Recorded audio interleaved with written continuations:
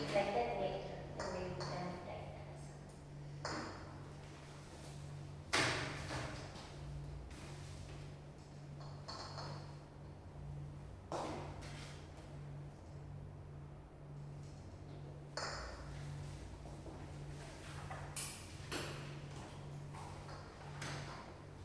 Okay, I give you the handouts first. Just keep the handouts.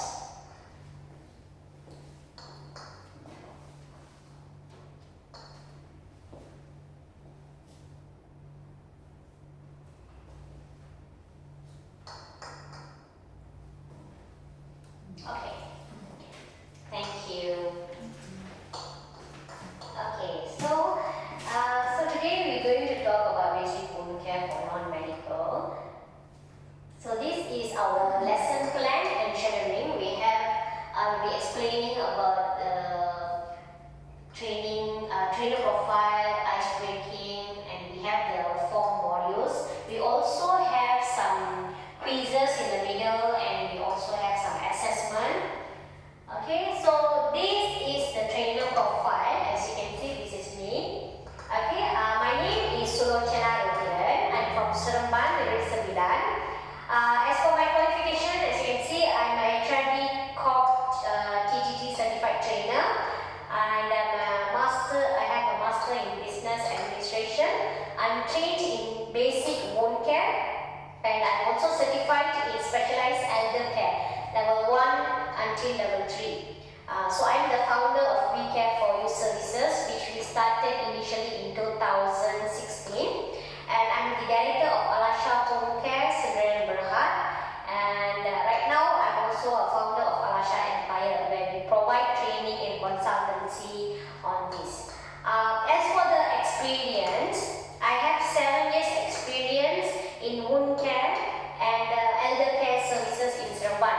We are doing these services since 2016. We started with the elder care services, and then while we're doing it, we also encounter a lot of wound care cases. So initially from elder care, we developed to the wound care. We specialize more in wound care services. Okay. Okay. As for the learning outcome, what you're going to gain today? Okay. Trainees will be able to identify the 4 stages of wound healing and factors affecting the wound healing. You can differentiate between acute and chronic wounds.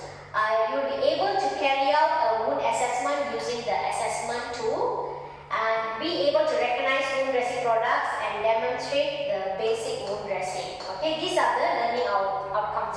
So right after this training, you should have getting this kind of outcome. Okay, so this is the content map. So as you can see, we have the topics here.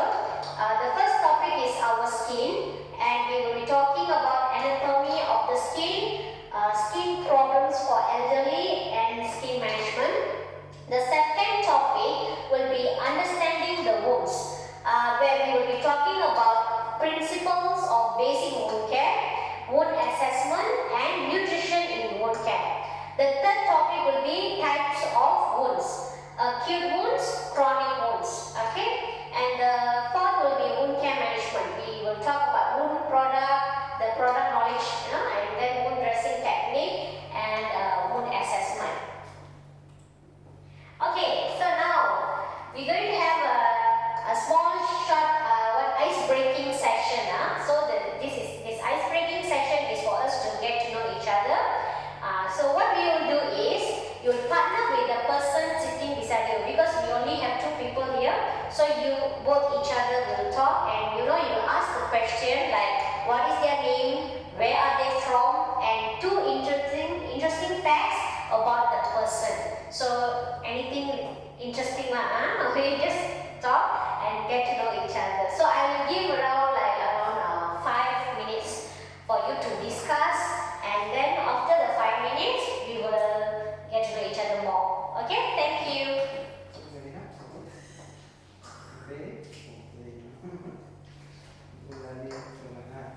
Yes. So let me know the timing also. Maybe you can give me the so that I can see the time.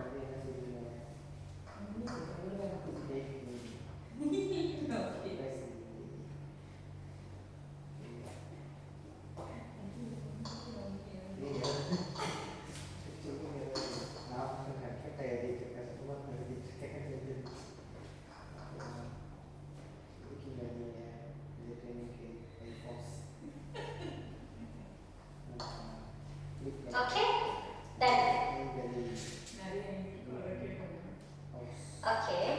If done, then maybe we can continue. Okay. He's still writing. So got a lot of things. Okay. So okay, you can tell me about him. Okay, his name, location, and two interesting facts about him. Okay, my partner name is Accreditation. Alexiswaran. Okay. He's located at Tamping, Negeri Sembilan. Okay, he's from Tamping, Negeri Sembilan. Okay. And then two interesting facts about him is he likes to work. He likes to work. He likes to hunt for money. Oh, he likes to hunt for money. Okay. And second is he likes to travel. Oh, he likes to travel. Okay. Did he say where he traveled before or anything? Mostly he will travel together with his friend. So not sure. I mean overseas, something like that. Okay. Okay. Okay. Thank you. Okay. So now, Mr. Alexiswaran. Okay. Now you can tell me about Miss Harina here. My partner's name is Harina. Harina. She's from Seremban since birth. Since birth, Seremban. Never been anywhere. Okay. But she seems to like traveling overseas also. Oh. Especially visit Paris. And she also like reading and cooking. Oh, like reading and cooking. Okay. So more reading more to books like life lesson, yoga, and cooking is more to baking and everything. Okay. She also do part time, making surprise delivery, etc. Okay. Reason she's here because she has elderly in the house, so for experience purpose she's here to learn about home care and elderly care. Okay, so you good in cooking, baking, you can bake. So you do that part time as well. So the reason you are here is because you have elderly at home, so you want to know how to take care of the elderly, and especially when it comes to wound care. Okay. Okay. So now it's quite interesting to know, but both of you also likes to travel. Okay. So now what I'm going to do is, okay, before we go to our scheme, the topic is our scheme, I'm going to give you what we call this pre-assessment test. Okay, so I give you the test to check how's your understanding in basic wound care. So it's okay if you don't know that. It's not a real test. It's just to check what you know so far. And after I complete the test, complete the training, I will give you the paper again. So you will write you just put the answers beside so that you can check if there's any improvement, whether my training was effective or not, so that you can understand. Okay, so this is for you and this is for you. So I give you 5 minutes for this. Or maybe if you can finish it fast, also no problem. Now it's 10:43 right now.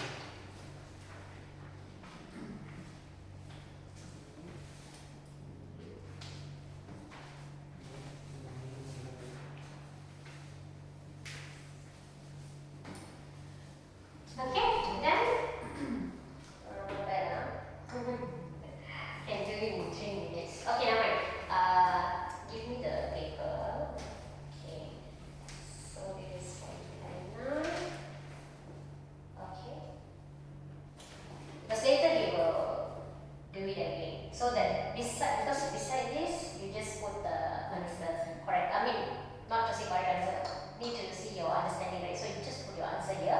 Then when we discuss, we will compare your answers. Okay.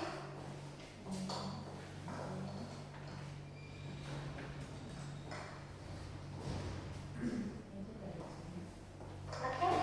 So now we are going to talk about the first module. Okay, the first module, as you can see, is about our skin. So in this session, earlier I said, right, we will talk about anatomy of the skin problem in elderly, and skin management. In the anatomy of the skin, we will talk about 3 layers of the skin, functions of the skin, importance of the skin. Okay. Then the second part, we will talk about the reason elderly gets skin problem, most common skin problems in elderly, how to identify skin problems, and the third will be skin management, like skin care tips, dry skin prevention and nutrition for skin. Because for elderly, we also have this skin management. We need to know how to manage their skin because it will be very fragile. So we need to know that. Okay, anatomy of the skin. I'm very sure in school during science subject we have studied about this. The 3 layers of the skin. Okay, skin is the biggest organ in human body. Normally when we ask someone, right, what are the organs in our body? So normally we will say kidney, lungs, brain, but then we hardly say skin. But skin is the largest organ in our body, and it's made of water, protein, fats and minerals. There are 3 layers of the skin, which are epidermis, dermis and hypodermis. Okay, so what is epidermis? Epidermis is the top layer, the dermis will be the middle layer, and the hypodermis will be the bottom layer. Okay, so this is the 3 layers, as you can see. Actually got more than layers. Then we have like vein, artery and everything. So but we are talking about the basic only. We are not going very detailed. Okay, so the first is epidermis. It acts as protective barrier, creates new skin and provides skin color. So the first part of the skin. So when we see, okay, you can see the color. We can see it's actually protecting our skin, right?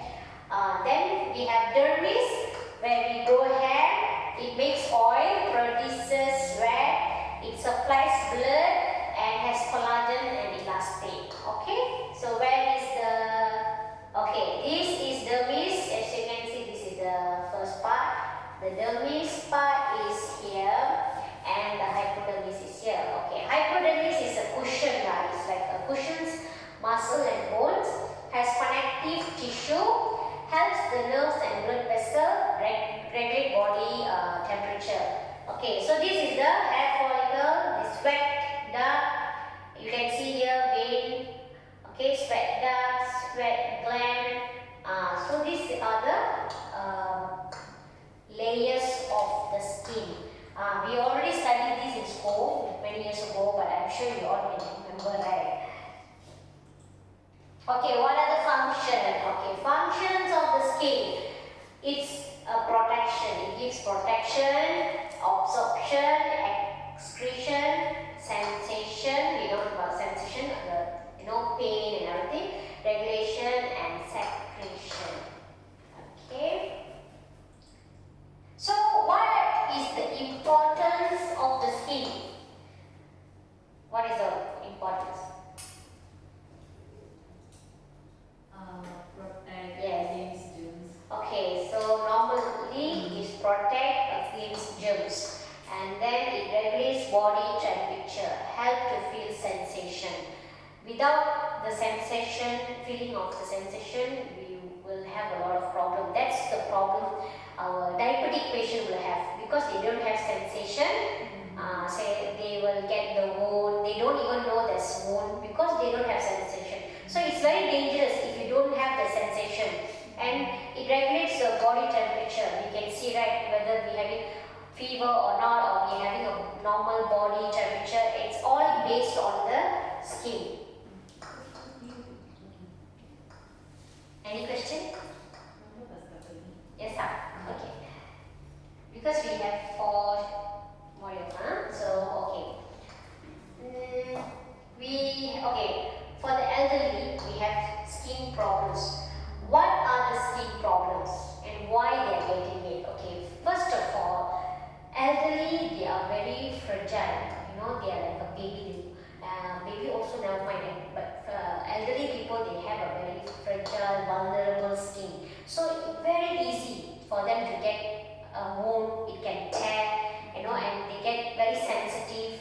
And they get dry skin a lot, okay? So reasons why they are getting the skin problem is because skin becomes less oily. Like our skin, if you see, it's quite oily. We have dry skin, we have oily skin also, but most of us, we have a very normal skin. So we don't have that less oily skin. If dry means you will definitely can see how's your skin. It's very dry and the skin will be coming out, peeling out, you know. So we, normal people, no problem. Most of us have no issues. We do have skin sensitive issues, like some people have the dry skin, as I said, eczema, that is sensitive skin. But when it comes to oily, most of us have oily skin. But for elderly, they don't have, their skin becomes less oily. It becomes thinner. That's what I say just now. It becomes vulnerable, fragile. That's the word that I can use. Because it becomes thinner and less elastic. Okay? And then for the most common skin problems in elderly is severe dry and itchy skin, eczema and infection. Okay, so we do have to get dry skin, but they will get more dry skin. Their dry skin is very severe and they be very itchy. I remember even my grandmother, she was 80 years old that time. So she always complained about feeling itchy. So she would say, I'm feeling itchy, you know, that's what they feel, okay? And they will get eczema very easily because they are sensitive, you know, their skin is very sensitive right now, and commonly they will get infection. Very easy for them to get infection. So how to identify skin problems? Okay, do you know? Have you seen anyone like that? No, not sure, right? Okay. To identify skin problems, first you will see the skin color changes. Okay, when you see the color itself, sometimes it's reddish, it's dry, you know. So that's how you can differentiate. Okay. Then there's rashes on the skin. This one very common. We can see very directly. We can see suddenly they will have like itchiness, and then the skin will become very dry and got rashes, you know. And then the changes in skin condition or wound state. So the skin condition, you will see the changes in wound, especially if there's wound. The wound also you can see there's some changes. What kind of changes we will talk later when we talk about wound. Okay. Okay. Skin management, skincare tips. Skincare tips is not only for us, especially when it comes to skin management, we always talk about girls, you know, how we take care of our skin, moisturizer and everything. But for elderly people also we have skin care. We have to do proper skin management. So we can just use cold water, hot water, no problem. But they are very fragile, as I said. So we have to use warm water. So when you want to bathe the elderly, make sure you have to check the temperature. You see the water, is it very cold or it's very hot? So you have to make sure it's very warm, you know, so that they don't feel, sometimes it will be very sensitive, right, the skin, so they will feel pain and everything. So you have to use soft cloth to wash the skin. You cannot like brush them off. your nail, finger like that, cannot do like that, So you have to use the soft cloth. So you have to be very particular on the cloth, the type of the cloth. Okay, have a very short shower. You don't need to put them in the bathroom for 30 minutes.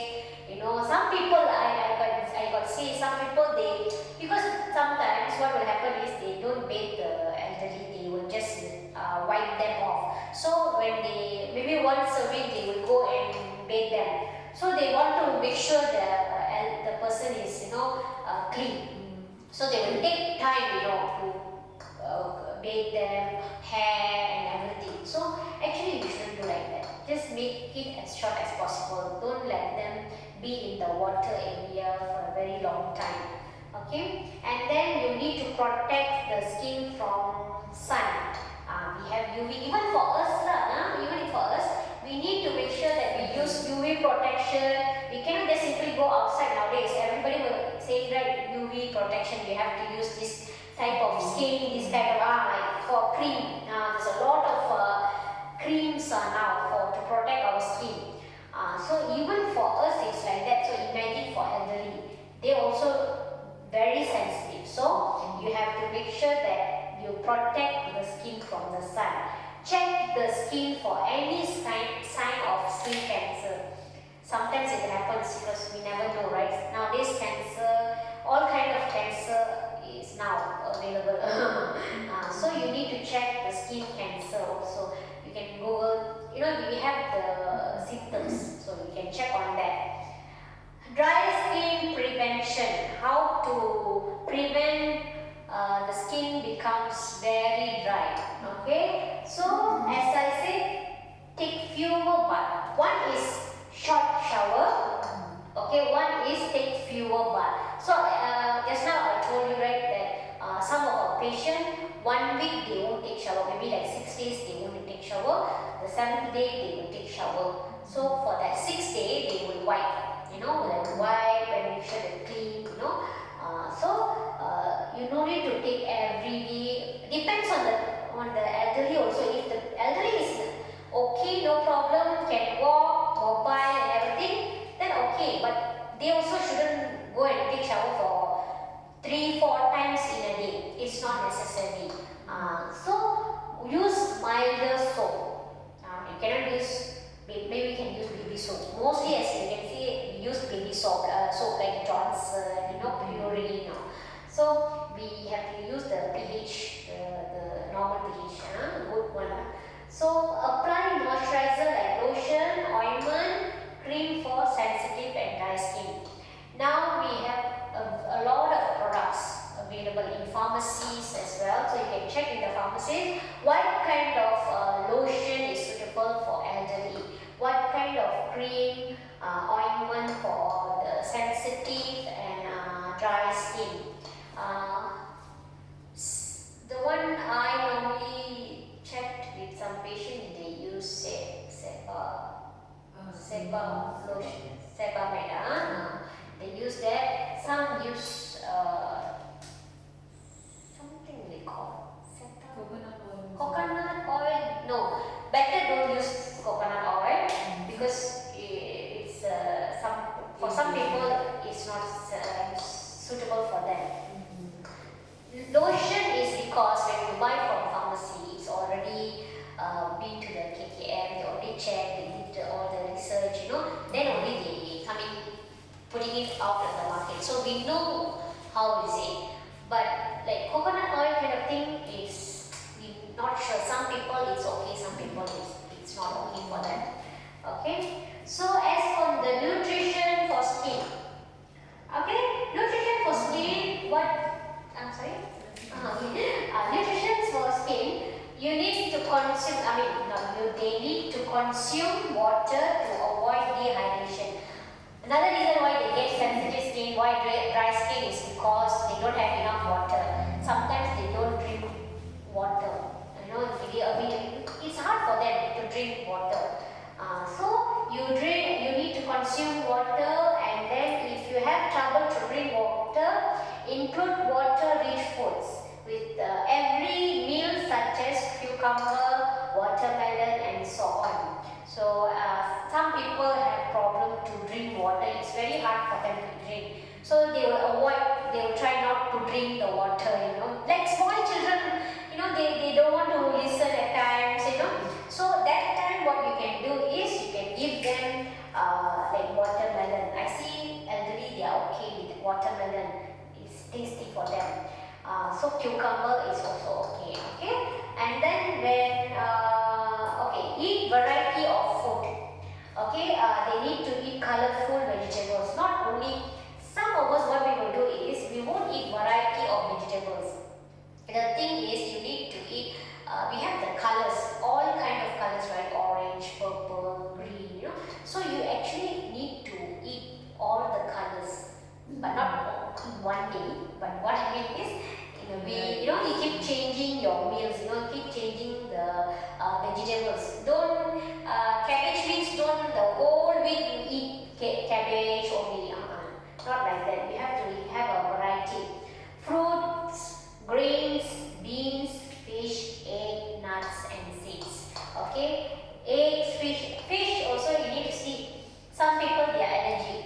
Like I cannot eat. I don't eat seafoods. So I don't eat fish because I will get itchiness. I have allergy. So I won't eat fish. So we need to see whether the elderly whether they can eat or not. So you can steam and give them in porridge. The egg also okay. Nuts and seeds we all know.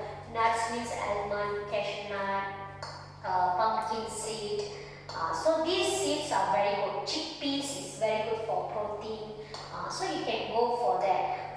So these are the skin management. Okay. So now we have completed the skin management. Okay. Recap of module 1.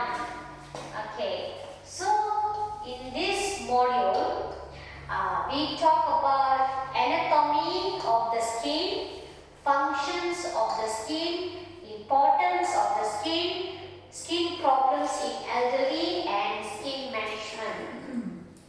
Okay, before we go to module 1, so now small question. What is the 3 layers of skin? Cannot see notes. Cannot see notes. Okay, what is the second layer? Epidermis. Okay. What is the, I don't want to ask the first one. What is the third? Hypodermis. Okay, hypodermis. Okay, good. Okay. So now, so this is the first anatomy. First skin, understanding of the skin. So I just want to check whether you know. Okay, you understood the first one. Okay, what else? Skin management. Last was the skin management. So tell me about the skin management. Because I'm not even going to the first one. I'm going to the last one. No? How to manage the skin? Okay, first we need to skincare. Skincare. Okay. Tips are, we have skincare tips one. Okay.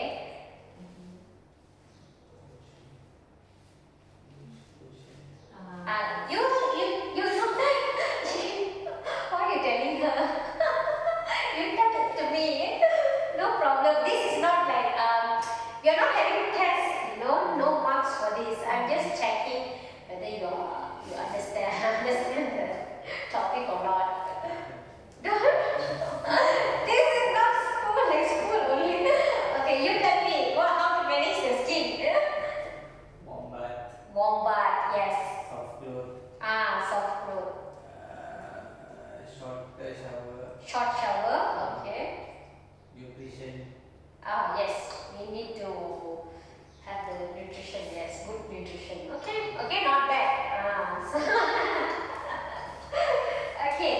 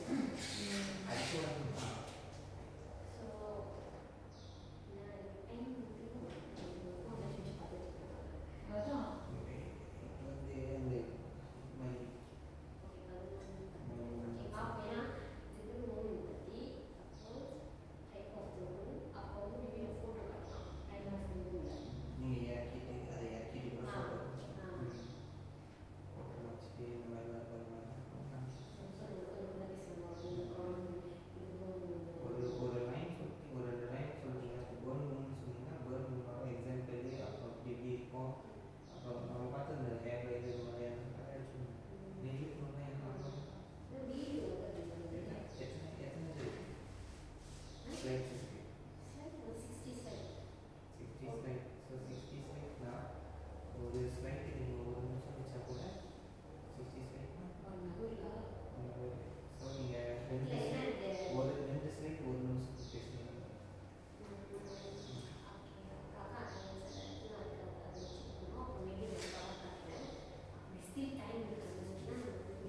இந்த மோடியில் மட்டும் அந்த ஸ்லைட்டா இல்ல full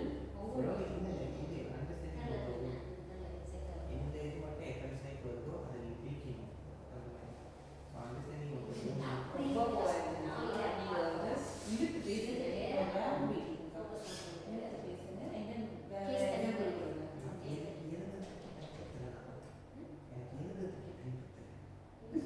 points German பண்ணுங்க.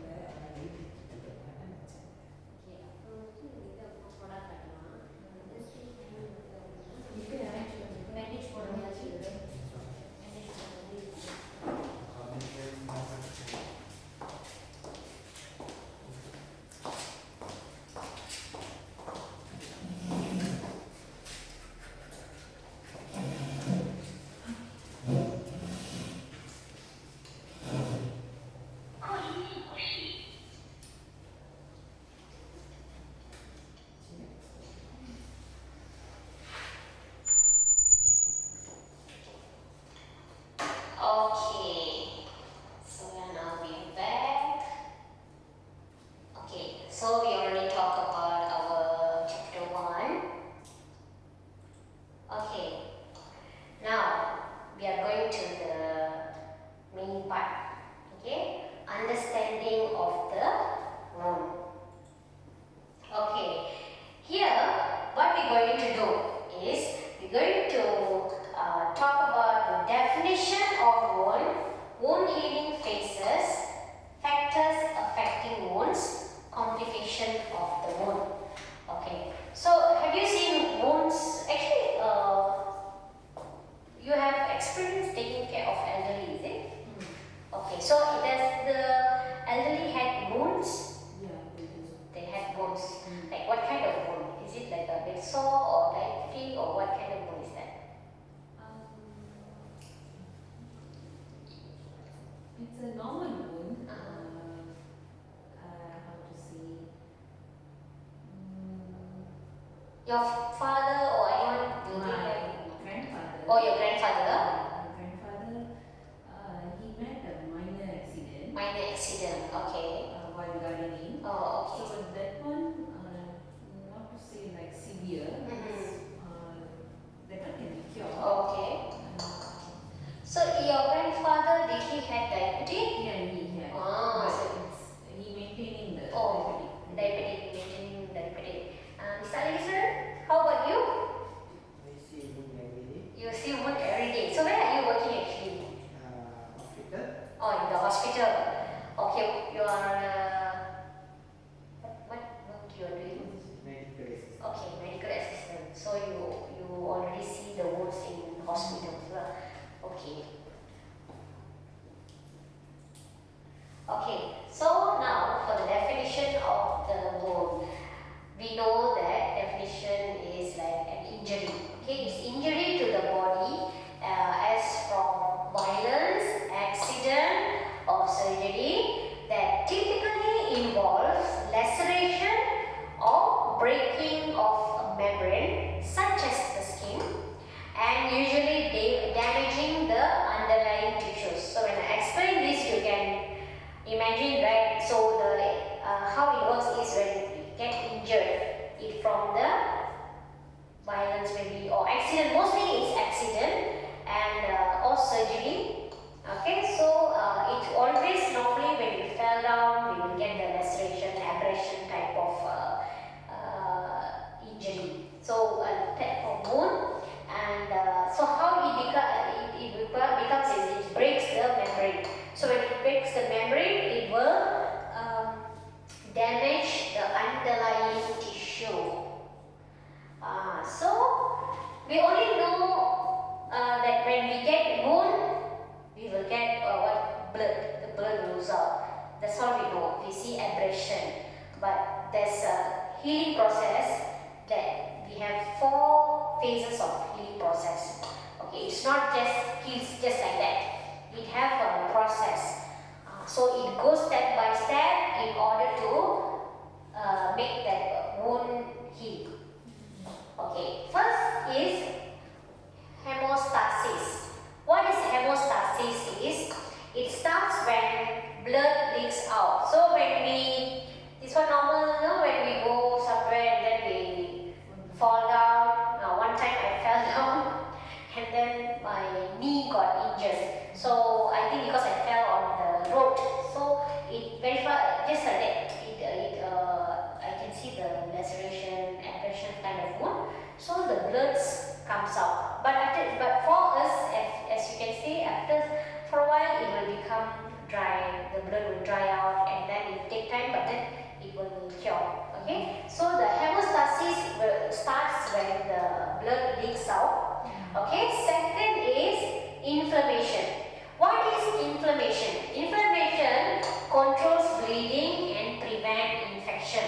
That is what we call inflammation. The third part is proliferation. Proliferation is what we call rebuild of new tissue. So when we fell down, you can see that it will become like a bit pinkish. You know, from that you can see the new skin coming. So the new skin is what we call proliferation, and the last healing phase will be maturation. Okay, so this time the wound will completely closes. Okay, so these are the four hemostasis. Four wound healing phases. Okay, we know that when we get wound it heals, but as you can see, some people, they will have very hard time to heal the wound. It will take very long time, and especially if they are elderly and if they are not well, they have chronic disease, it will take a very long time, unlike us. Okay, what are the factors affecting wounds? Okay, local factors, we have two. One is local factors, one is systematic factors. Local factors are like infection. So when there's an infection at that location, the wound will take time to heal. We need to make sure there is no infection. Second is the venous insufficiency. We have patients where they have venous ulcer. So the venous insufficiency. So due to that, their wound will be like, like many years. We have patients who have 5 years. They have the wound for 5 years. Tissue oxygenation. Okay, so where this issue also a reason why the wound takes time. Foreign body is when outside, when we call is foreign body. You know, right? Foreign body. You don't know what is foreign body. I guess what is it? Because he's from working in hospital. So what is foreign body? Foreign body is anything is not from the body, it's from outside. Not from inside our body, it's coming from outside. That's what we call foreign body. So the one good example that he gave is dirt. So dirt is a foreign body. Systematic factors. This one is age. When they are older, it will take more time for them to heal the wound. When diabetic is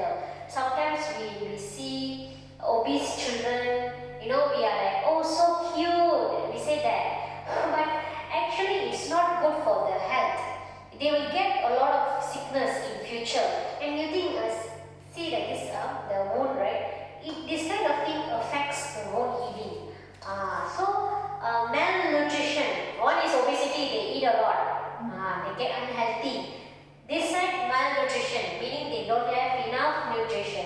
So if you don't have enough nutrition, you won't have the strength and also to heal the wound. You don't have the nutrition. You need to have specific nutrition in order to heal the wound. Okay? Stress. We always talk about stress. Stress is also a number one killer. We say nowadays, number one killer is stress. Because when you have stress, you will become obese. You will eat a lot, or maybe you won't eat at all, and you are mentally exhausted. The stress will cause a lot of problems. Then you will get hormone imbalance due to the stress issue. I'm telling not for the elderly, I'm telling for normal people. For us, when we have stress, what will do? It will cause a lot of problem to us. So you will get even anxiety. So stress is also a very, very important factor. Okay, smoking and alcohol. Definitely, if the person is smoking and consume alcohol, of course, it will affect the wound healing. One case I remember, we have one patient. Okay, he have diabetic wound on his knee, and we will go and do dressing. So he will talk about his past. So what happened was, when he was a bit young, maybe in his 30s and 40s, he was quite rich.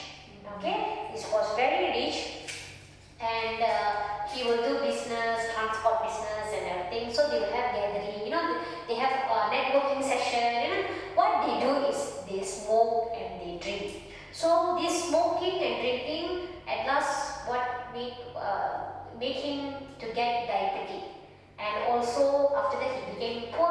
When you get sickness, you cannot do your work, especially if you're doing your own business and you don't have enough staff and things like that, right? So end up he cannot focus on his business. So one by one everything goes to the drain. So he cannot do the business. He had some problem with his family. They left him. So he's staying all alone in his house. So then he had wound on his toe. So whenever we go, he will talk about his past. I was like this, I was like that, then I was drinking and smoking, and then I became like this. At least if you realize, okay. But the problem was, when we go, most of the time it is okay. But then at one point, we can see the wound is not healing. It's taking a very long time to heal the wound. Because when we do the dressing, they will question us also. Why it's not healing? Why it's taking so long? As if we are doing it wrongly, But the truth is, he was actually drinking. One time when we went, he said, actually last night I had a drink. He actually got drunk. He drank until he vomited, and he vomited on his bandage. We are like, then he can tell us he told us, oh, yesterday I drank and then I vomit, and then I vomit on the bandage, on the wound, so I took out the bandage. So taking out the bandage is not the problem. The problem is when you take out the bandage, at least you need to do a simple dressing. You can use the hydroxine, normal saline, use the gauze, do just normal cleaning and make sure you bandage it. So if he do like that, never mind, but he didn't do like that. So when we see the wound, the condition from it was okay, it became bad again. It's like your what we say, back to the basic, back to the initial stage. So we have to start back again. No point, when we start again, and if he does it again, then that's all. No point, right? So another one is medication. Some medication will affect the wound healing as well. So it depends. That one we need to know what is the patient's condition and what type of medication they are taking. Hospital medication is okay so far, no big issues, unless they are allergic to antibiotics. So if they are allergic to antibiotics, maybe it will affect them. But okay. So far, hospital medicine is okay. The issue is when they consume outside medication, that it's not from hospital, not from clinic, not from pharmacy. You know, when they see online, they see TikTok or something, they'll say, you eat this, your wound will be cured. You just put this on the wound, it will be cured. So when they see this, they will buy. So they won't ask our advice. Some of them, they will ask our advice first. Can I take this medication? This one is not from pharmacy, this one is from outside. So when we check if it's, we won't have any confidence, we will tell them better don't take, because we don't have confidence. If you take, it might affect the wound. So they won't take. But some of them, they won't tell us, they will take, they will consume, and then when they consume, we can see the changes in the wound. Sometimes it will become worse. Some medication will actually help, because it's not a medication, it's more like a supplement. So it works for them. So when we see if there's good improvement, so we will tell them, never mind, okay, you can continue, you can proceed, as long as there's no issue, the wound is healing very well, and then they health-wise, if they are okay, they are good, maybe they are more energetic, no pain, so that one all okay. Sometimes what we will do is do blood test, and we will ask them to do the medical test. If according to the medical test everything is okay, then shouldn't be a problem. I'm not saying all the medication outside is not good, you shouldn't eat, but then there are some is not approved, so that one you don't eat. Another thing, some medication is suitable for one person but not suitable for another person. Not everything suitable for everyone. Even hospital medicine also same as I said. Some antibiotics, some people they can consume the particular antibiotic only. Another antibiotic they cannot eat. When they take, they will get diarrhea, they will become weak, and all kind of symptoms they will get. So when we see that, we will ask them to stop the antibiotic, and then they ask them to refer to the doctor again, tell them what they are going through. So what they will do is they will change the antibiotic. So some antibiotic is maybe too strong for them, so they will give a mild antibiotic. So this one is very normal for us. We always get these kind of cases where medication doesn't work for them, or they will get side effects. Okay? Okay, complications of wound. Okay, most common complications are as below. Okay, infection. Okay, what is infection? This one we all know. Even we can get infection, lungs infection, all kind of infection. So the presence of replicating microorganisms. So that is what we call infection. Second one is tissue necrosis and gangrene. What is tissue necrosis and gangrene? Have you seen gangrene wound? What is gangrene? Do you know? No. I won't ask him, he knows. I don't know. You don't know, okay. Necrosis and gangrene is the, when you see, we say that the diabetic bone, the toe, sometimes we will say it's necrotic ready, it's gangrene ready. They will say, normal word is toe die ready. That's what we will say, right? The toe die ready. So we have to amputate. So it's actually gangrene. Okay. Necrotic is when you see a wound, it's black color. When it's black, very black and dry, that one we call necrotic patch. So the actual story is why it is like that. It's because decreased blood supply. There is decreased. The blood supply has been decreased. Sometimes no blood supply. This is a very important thing, because some wound, what will happen is the patient will have blood supply problem. They leak, especially their leg. They don't have very good blood supply. So when they don't have a good blood supply,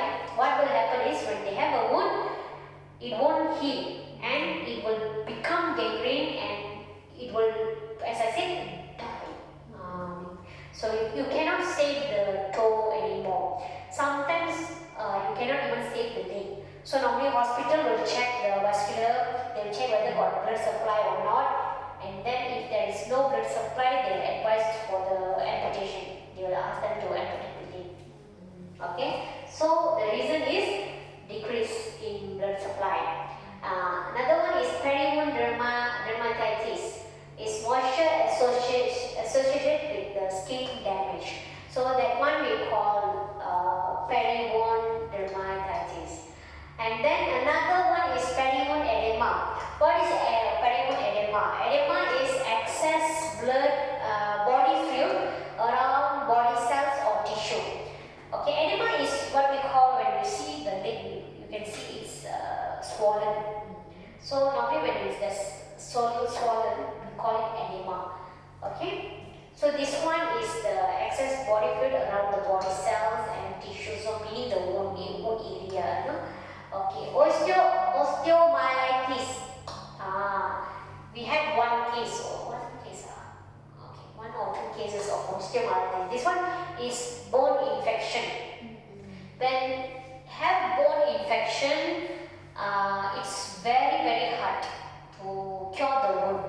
Normally what they will advise is to amputate, because what happened was, we had this one case.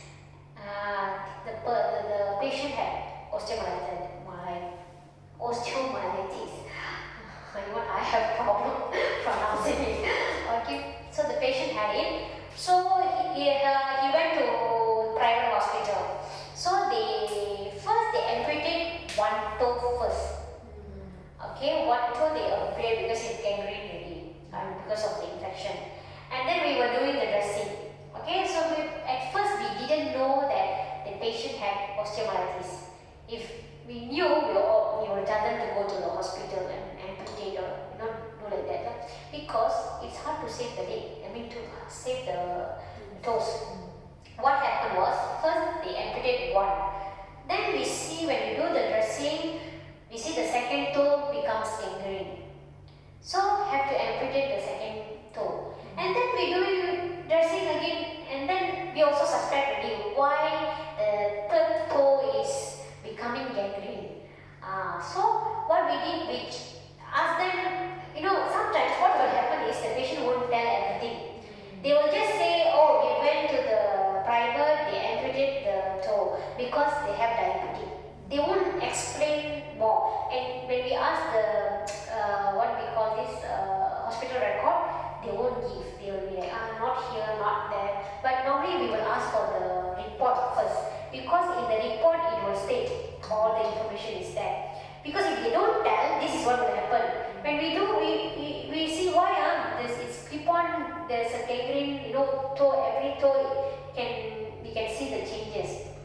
So when we ask them, then only they showed the report. Because we suspect already, we say this is not a normal diabetic wound, because it's just spreading only, then meaning there's some infection.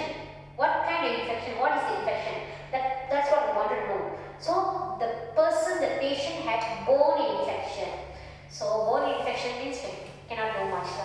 So because that patient had severe condition.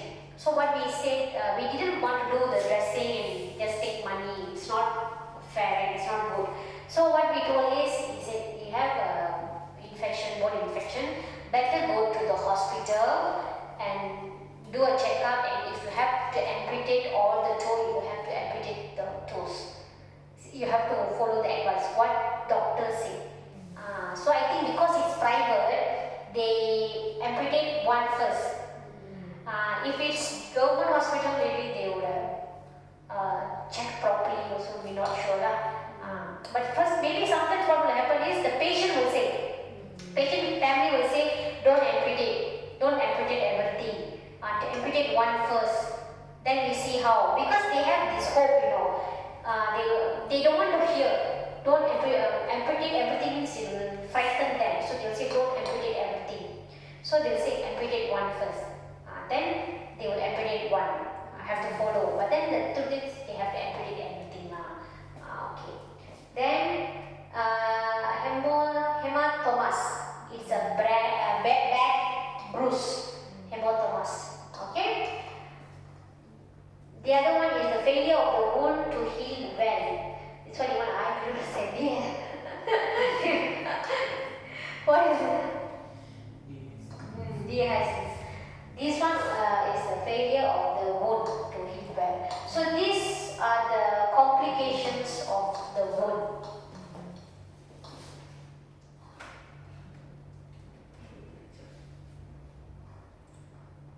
Okay. Now we are going to the wound assessment. Okay. For the wound assessment, we have two general and local wound assessment, and then we have documentation.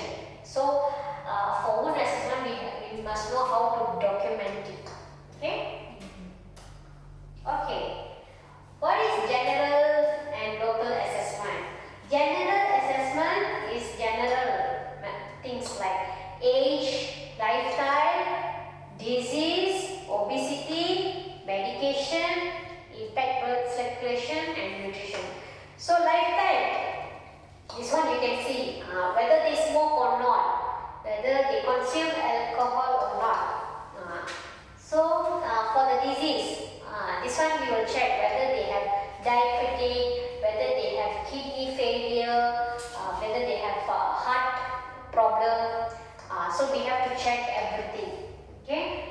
Then obesity, as I said, whether they are obese or not, because these factors will affect the wound healing. So we need to know when we are doing the assessment. Medication. Some patients they use steroid. Like chemotherapy, maybe they go through chemotherapy. We also have patients who have cancer. So maybe like breast cancer. Now recently one uncle, he had this cancer on his hand. So we are doing dressing for the wound on his hand. So this kind of medication also they will take. Okay. Impaired blood circulation. That one I say sometimes they have the decrease in blood supply. So that one we call it as impaired blood circulation. Nutrition. Okay. How's their nutrition? Whether they are having a good nutrition, do they take nutrition, enough nutrition? This one also we need to include in our wound assessment. Local assessment is we review the wound history, assessment of the physical wound attributes. What is assessment of the physical wound attributes? Okay, what it meant is wound location and size. Okay, we need to say, we need to see where is the wound located. Is it at the back, or on the leg, on the feet? So this thing we need to know, and we also need to know the size. Normally what we will have is like a paper ruler. So if medical people means they will have a paper ruler, they will check the wound, they will measure how the length, the depth, and the height, they will check. Because like us, what we will do is we will take picture, we will take the photos. So when you compare the photos, you can see whether the wound is healing or not. So normally when we do the before dressing, we do the before and after. Because every day when you do the dressing, you might not notice the changes. So when we take photos, we know the changes. And when we document the size, you can see whether it becomes smaller already or not. Okay? So presence of pain. We also will check whether they have pain or not. So some people they have pain, some people they don't have pain. Who don't have pain? Most of the time is the diabetic patient. Diabetic patient, they don't have sensation. They have neuropathy. We call it neuropathy. So when they have neuropathy, they don't have sensation.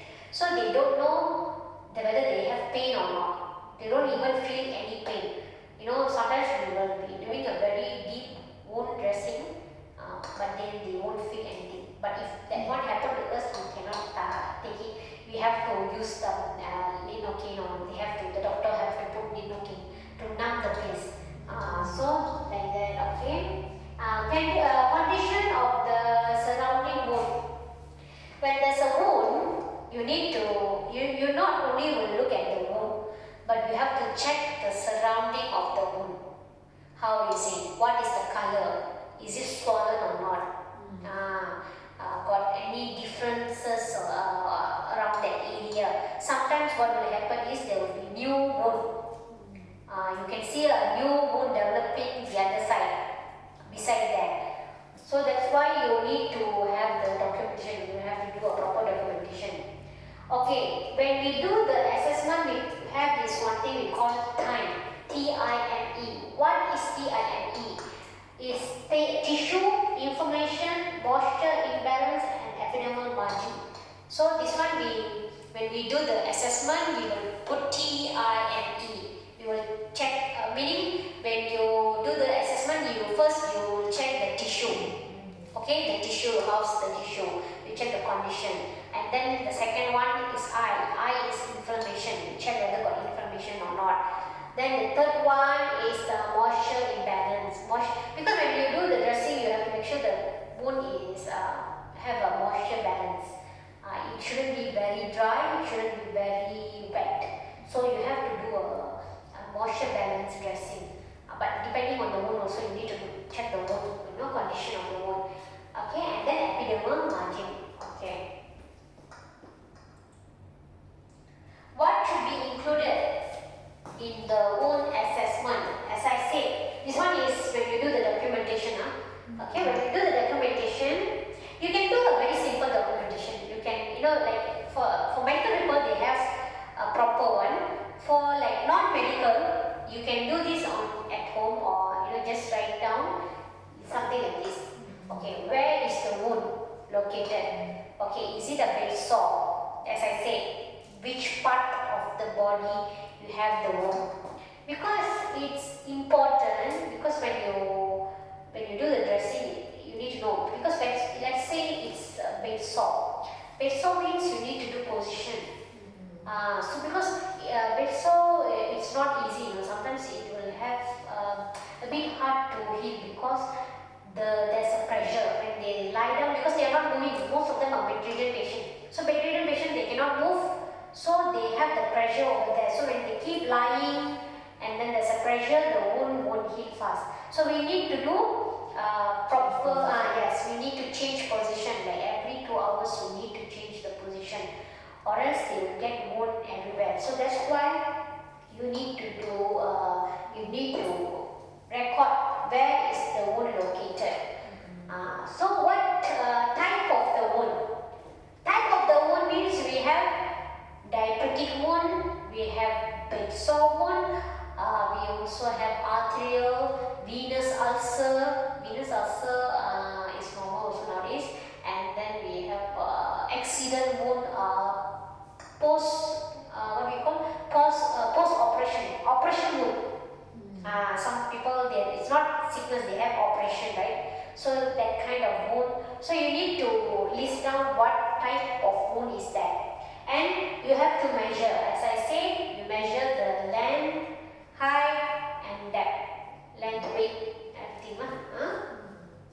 So you have to check the wound weight, wound ages. So meaning what I'm saying is the wound, you need to see the wound surrounding, wound skin, how's the inside of the wound, outside of the wound. Everything must be taken into consideration. Okay, drainage, whether it's very wet or not. Odor is the smell. From there, normally non-medical people, that's how they can know whether there's any problem with the wound or not. So normally they will tell us there's some weird smell. Not because maybe every day they see the wound, they do the basic dressing. Then suddenly they say, I can smell a very strong smell, like something different. It's not a normal smell, very smelly. So when they say like that, normally what will happen is maybe there's an infection, or maybe there's exudate, too much of exudate. Exudate means the water coming out from the wound. Okay. The surrounding tissue, okay, you need to see how's the surrounding tissue, whether it's healthy or not. Infection meaning you can see whether there's changes like odor, the smell is whenever you can see from the smell, and then if there's infection, you can see pus or something like that. Some people will have pus. Okay, when so these all sign of infection, and then if the patient has fever, meaning there's infection. Not every time, but fever, all sign of infection. And you need to see their pain. We have the measurement for pain also. How is it very painful or moderate or no pain? So that's one. And treatment plan. What is treatment plan? Normally we do a plan for them. So all this you write down and then you plan, like normally we will plan them what kind of dressing we do, how frequent we must do. Then normally we will explain to the patient's family. Sometimes they maintain, maybe we will come there to see the wound for 2 days once or 3 days once, so they will maintain the wound. So we advise them how to do. Okay, so we give them the treatment plan. So when they follow the treatment plan, then only you can see the wound improvement. And from the treatment plan, if there's no improvement, we might change the plan again. Because sometimes some dressing works for them, some dressing doesn't work. Even the medical items are maybe used for the dressing. We have one patient, one product we cannot use, but for other people the product works very well. So things like that. So that's why we have this treatment plan. Wound documentation. So this one I took from Google because this one was very good. It looks very detailed, So this is an example of wound. Okay. So we have this is undermining. This we call granulation, epithelialization. Exudating is the one I said, the wound, the water coming out from the wound. Okay. And necrotic tissue, you can see it's darker, right? So this dark part, normally it will be black. Okay. Wound ages attached. Slough. This one is slough. Okay, slough is before it becomes pus. You'll see slough. So the slough you need to take out the slough. So it is white color, not white color. This kind of color with yellowish white mixture kind of color, and it's a bit soft. You can actually take it out. You need to use what we call forceps. Normally we will use forceps. If you just use gauze and just wipe it, it won't come out that much. Maybe a bit, but not very much. Okay? So this is what we call undermining. If you can see, it goes a bit inside. So this is undermining. Granulation is when you can see the healthy tissue coming out. It's a bit reddish. First it will be like this color, blackish a bit, and then you can see it's yellowish, which is the slough. And once we remove the slough, but slough is not like one day you can remove. It will take few days, few times, and then only we can see the improvement. Then you can see that when the nutrition is good, the patient's hygiene is good and everything, you can see the granulation, meaning the wound will become, you can see the improvement, it's curing, healing. So this is what we call the wound documentation. This is an example for you to see. Okay. Okay, nutrition in wound care. Nutrition in wound care. We are going to talk about importance of nutrition, malnutrition universal screening tool. This one I will tell you in a basic, and then recommended food and nutrition. Okay. Okay. What is the importance? Okay, nutrition is important for everything, right? Even for us, nutrition is very important for us. So even for wound healing, if you don't have enough nutrition, the wound either it won't heal or it will take longer time to heal. So it's hesitation. People also will feel to feel very tired managing the wound. They said, why are you taking so long? How many years I'm living with the wound? But if you check their lifestyle, they won't eat properly, they won't eat nutritional food, they just eat normal food. Sometimes they don't even eat because they are so scared of getting the diabetes high. They'll say, oh, my glucose level is high, so I don't want to eat. So if you do like that, of course, the wound won't heal fast. Okay? Nutrition helps to heal the wound faster, and then it helps to build the muscle. And then what it will do? It's fight infection. Okay? And then it also gives the healthy skin condition, which will prevent pressure ulcer for elderly. As I said, very easy for elderly to get pressure ulcer, which is bed sore. Okay? Because they are just lying straight, and then bedridden, I'm talking about bedridden patient, because they are lying straight, they are not moving anywhere. So when they are there, there's a pressure, and when their skin is in a vulnerable situation and with no enough nutrition, they will get a wound. Very easily they will get the wound. So in order to get a healthy skin condition, we have to have a good nutrition. So another one is increased mobility and balance. Okay, patient, when they are elder patient, they have mobility problems and they have balance problem. So this nutrition will be the source of a healthy life for them.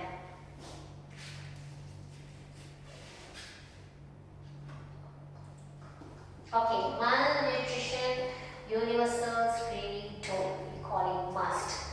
So MUST is a tool used to detect patients or elderly who are at the risk for malnutrition or obese.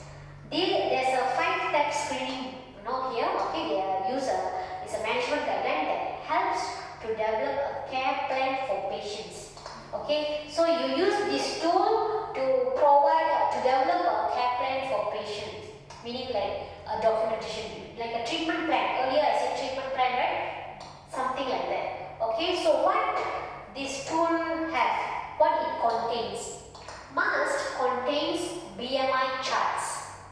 Okay, and then it has weight loss tables, and then it has a flow chart that shows 5 steps, okay, to use for screening and alternate measurements to calculate BMI if unable to get the needed information through weight and height. Okay, so sometimes you cannot get the information, you cannot get their weight and height information, so you use this. Okay, so this is the what we call malnutrition universal screening tool. So, okay, can we go to the next slide?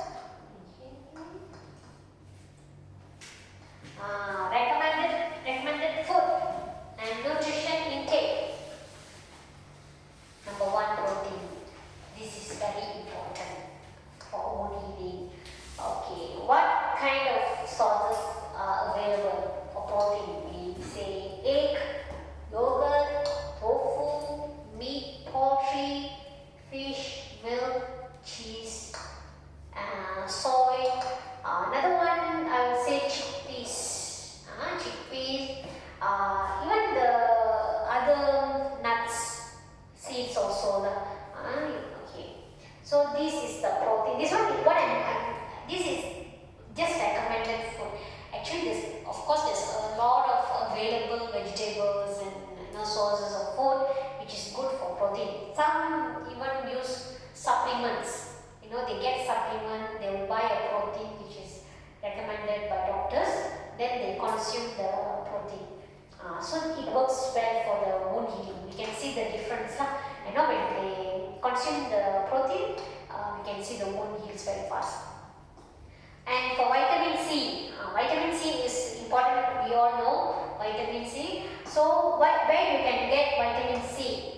Except from the fruits, you can get broccoli, potato, strawberry, tomato, Brussels sprouts. Brussels sprout is actually very good vegetable. I like to eat, but it's very hard to get. Okay, citrus fruit like orange. Another one is amla fruits. That one, even I learned last time from one Ayurvedic class. What they say is amla is the vitamin C is very high, and you can eat in any ways. Like you can just eat it, or you can cut and dry. You can dry it and then you can consume it. You can make a juice and you can consume it. Still, the vitamin C will be there. There's no changes. Some people say, some vegetables they say you do like this, you won't get enough vitamin C from there. But for amla, it's not like that. The amla fruit is you can consume it any way you like, and you will still get vitamin C. Okay, vitamin A, carrot, pumpkin, papaya, mango, leafy greens, sweet potato, liver. Okay, carrot, okay, no problem. Normally, I see elderly people, very easy for them to eat carrot. So you just put in porridge, and so it's soft also. When you cook it, it will become soft. So it's easy for them to eat. Pumpkin also the same thing. Mango, we need to see whether some people they say they could get flu. I'm not sure. Some of them are. Okay, like for me, I don't eat mango much because I have sinus problem. So when I eat, I will get flu. But I like mango, but I don't consume much. Sweet potato. Okay, sweet potato is one of the best potatoes. But then for me, sweet potato also cannot because I have problem with acid reflux. So this potatoes is gassy. So for me, I cannot eat. I get bloated. So potato is a problem for me. So that's why even for elderly, you need to check if they have gastric problem, if they have acid reflux related problem, bloating, they will get bloated. So when you try out food, you have to make sure that they are not allergic to it or sensitive to it. So you can try, but try not to give that kind of food. Give the same first. Like for us, never mind. We can manage if get bloated or stomach pain. We can manage somehow. We take medicine, we take rest and things like that. But when elderly people, especially if they are bedridden, they're already weak, and if they go through the bloating issues, digestive problem, right? It's very, very, very hard for them. They cannot do anything. They cannot say much, especially if they are bedridden. They cannot talk, right? So they will be in pain, and we also won't know how to help them. So try to give the safest food. Leafy greens, okay, that one okay, shouldn't be a problem. Okay, zinc like nuts and seeds, whole grain food, legumes, beans, lentils, seafood. Okay, so this is it. Nuts and seeds nowadays last time quite hard to buy, but nowadays it's very easy because even I buy from Shopee, they have this mixed nuts and seeds. So that one is very convenient for you to eat, because they already prepare everything. There's cashew nut, almond, pumpkin seed, and then raisins to make it sweet. Even they have frozen strawberries, frozen blueberries.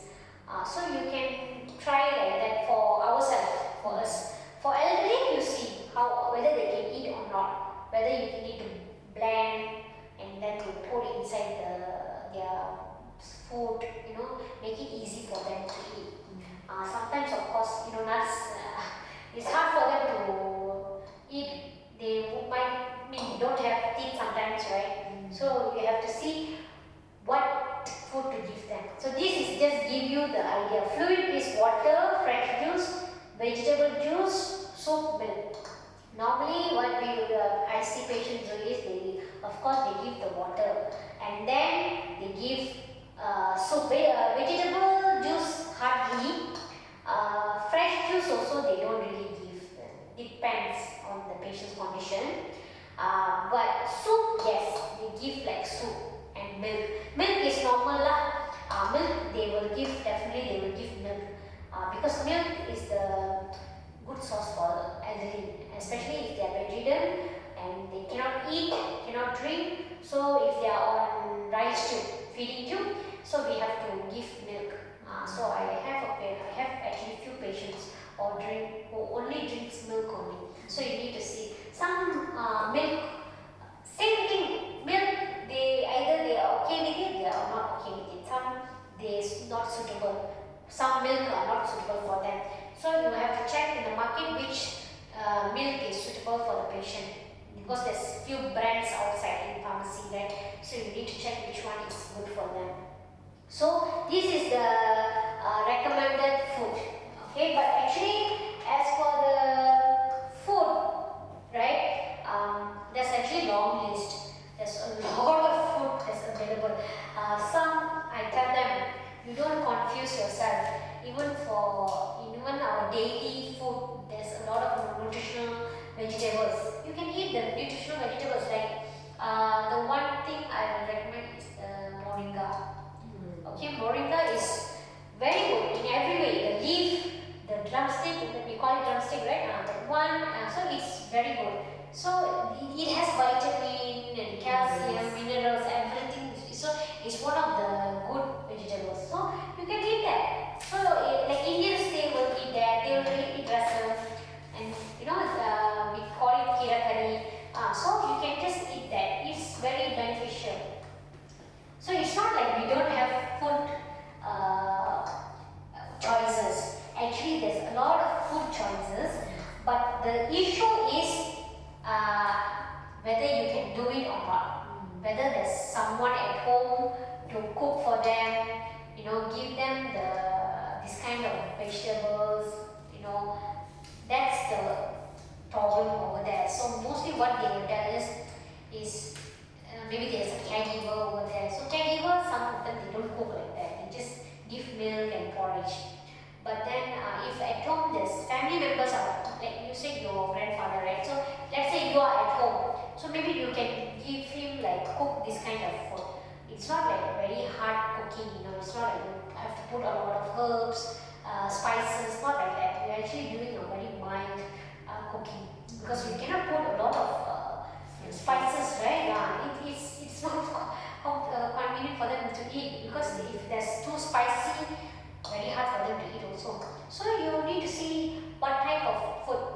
It's all depend on patients, how their body taking it, whether they can take it or not. Okay? Okay, so far we have finished chapter 2. Okay, module 2. So in module 2, what we did? What we did? Okay, we did definition. One is we talked about definition of moon. Okay, then we talk about what? Moon healing phases. Then we talk about factors that affecting the moon. And then number 4, we talk about complications of the moon.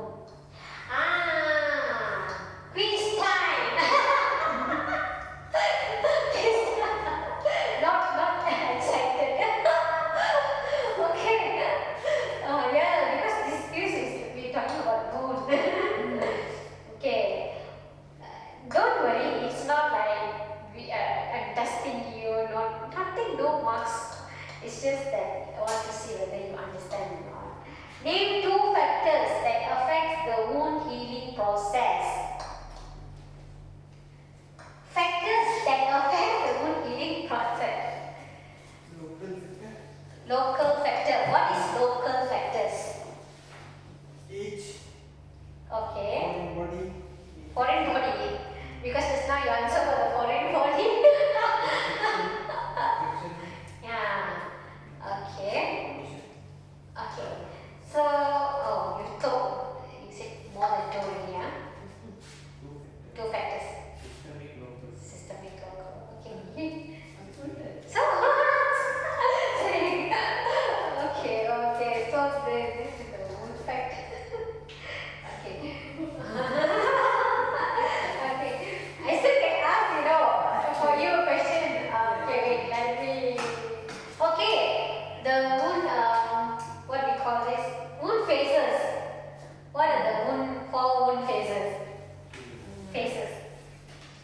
stages of moon, like I said 4, right?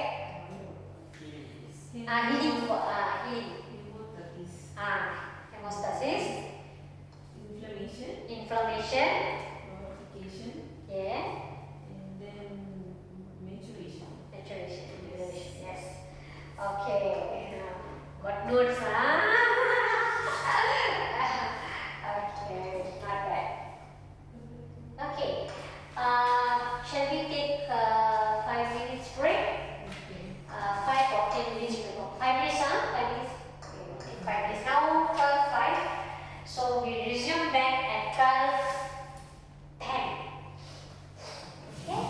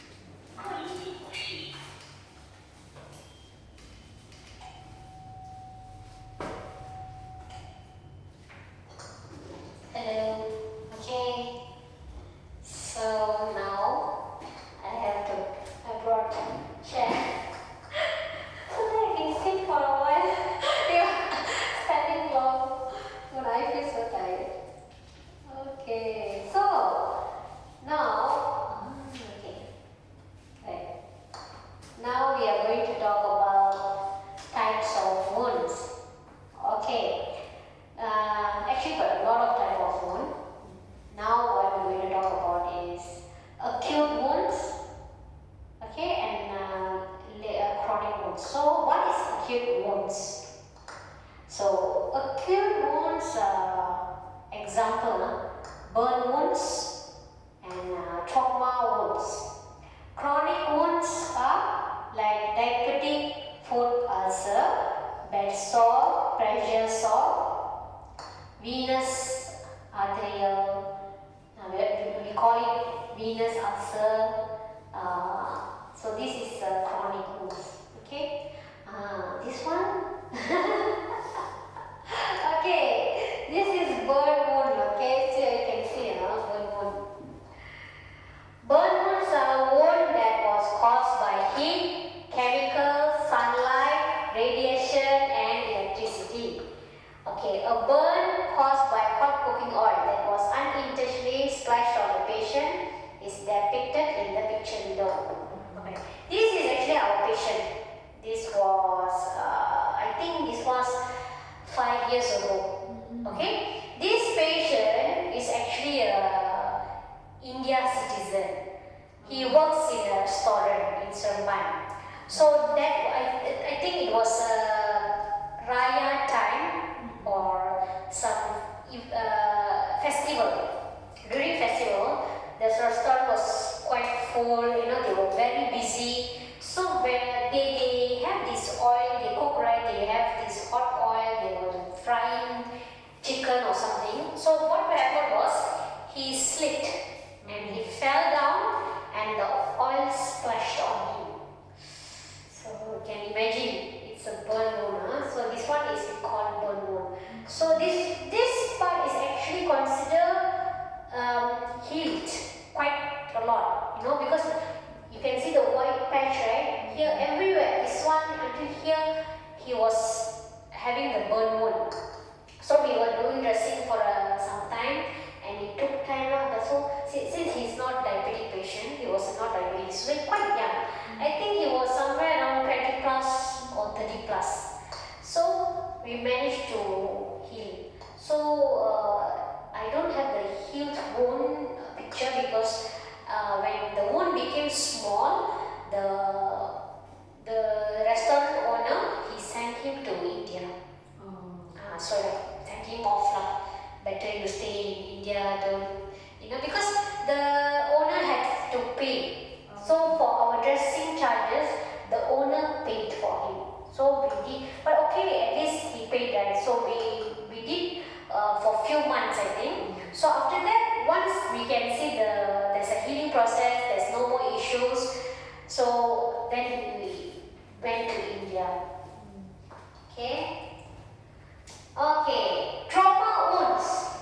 What is trauma wounds? Trauma wounds are those that result from accident, gunshot, bites, stings, and stabbing. Murder cases. Okay, this is one example. Dog bite. This one, actually female patient. She's a bus driver. So I don't know, from neighborhood, there was a dog. I don't know what happened. So we bite the bus patient, and she had this kind of wound. It's quite deep, and it was quite painful. It's here in thigh. I think it came and jumped and bite here, this area. You know how it felt, right? Okay. The second picture is accident wound. This wound, okay. This boy was 19 years old. So he met with the accident, motorbike accident. He after his work, I think. So he met the accident, and actually he had wound on leg and also hand. Both they have this what we call Elizarov. So on the hand also. So he cannot move his hand that time. So we had wound here and also wound. But all these cases, the good thing is they are not diabetic. They don't have any chronic disease.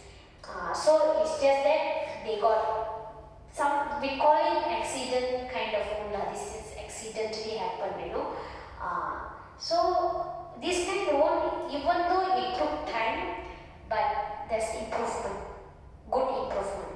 Now earlier he could not walk at all. So now he can at least walk a bit, try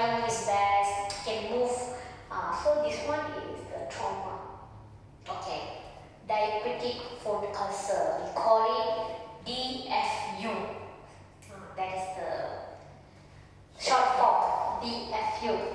Okay, so patient with poorly treated diabetes mellitus can develop diabetic wounds due to pressure and repetitive trauma. Repetitive trauma means repetitive wound.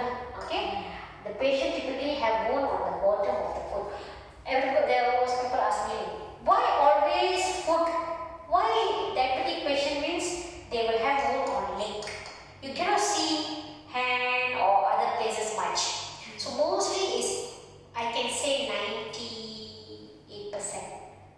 Because there was one patient, this was like 4 years ago if I'm not mistaken, 4 years or 5 years ago. This patient had wound on hand and he had diabetes. Previously, I think he had wound in leg, on his leg. So I think they amputated the leg, so he was using the fake leg. You know what we call it, okay, for that leg. So this time what happened was, I don't know what actually happened, I cannot remember the case, but I can remember the wound. And I don't have the wound picture because that wound was very scary. Because that is the first time I'm seeing a diabetic wound on hand, which was chronic wound. And whole hand, you know, his whole hand got wound. His hand quite big, I know he's a male, so big hand. So the wound this side. So you can see the inner part of the hand. Okay, inside the nerve, you can see the bone, quite bad, and got pus. Oh God, that was very bad. The pus was like strong odor, it was oozing out, it was very severe wound on his hand. So the first day we did the wound, we said cannot, because this is very chronic. So we cannot do dressing and make it cure, we cannot heal it. As we said, you need to go to the hospital, you have to amputate the hand. The patient doesn't want to go because he's scared. Because as I said, I don't know whether toe or leg, he got amputated. So he doesn't want to go and amputate his hand. So that is the first time I'm seeing the DFU on hand. Okay. So what happened is, when they have this kind of diabetes, normally they will get on leg. So why it happens on leg, on the feet part? The reason is, as I said earlier, one thing I said, what is it? It's because something related to sensation. They don't have sensation, very less sensation. Not like to say no sensation at all, meaning they cannot feel at all, right? But actually less sensation. So what happens is, we call it neuropathy. So normally diabetic patient will have neuropathy, most of them. So when they have neuropathy, they don't feel anything. They don't feel the pain. Maybe a little bit of pain they might feel. Some of them, when you do dressing, they say, I don't feel anything. So because they don't feel anything, what will happen is, they very confidently they will walk outside the house, the porch area or inside the house. They won't wear shoes inside, like in-house, indoor slipper we have, right? Indoor slipper or like that. They won't use it. So inside house also still okay, but when they go to the porch area, garage or porch area, right? So when they walk, they don't know what is that. Sometimes they will have something sharp. It will poke their feet. They won't know. There will be wound there. They don't see. They don't. Another thing is, they don't see. They won't take the shoe out and see, or just take the feet or ask someone to see the feet. They don't do that. So they don't know there's a wound. Another case, what we see is ant bite. We even have toe got removed because of ant bite. So because they don't know ant bite already, rat bite. That one also very common. Because when they are sleeping, they don't know what's happening. So this rat will come and bite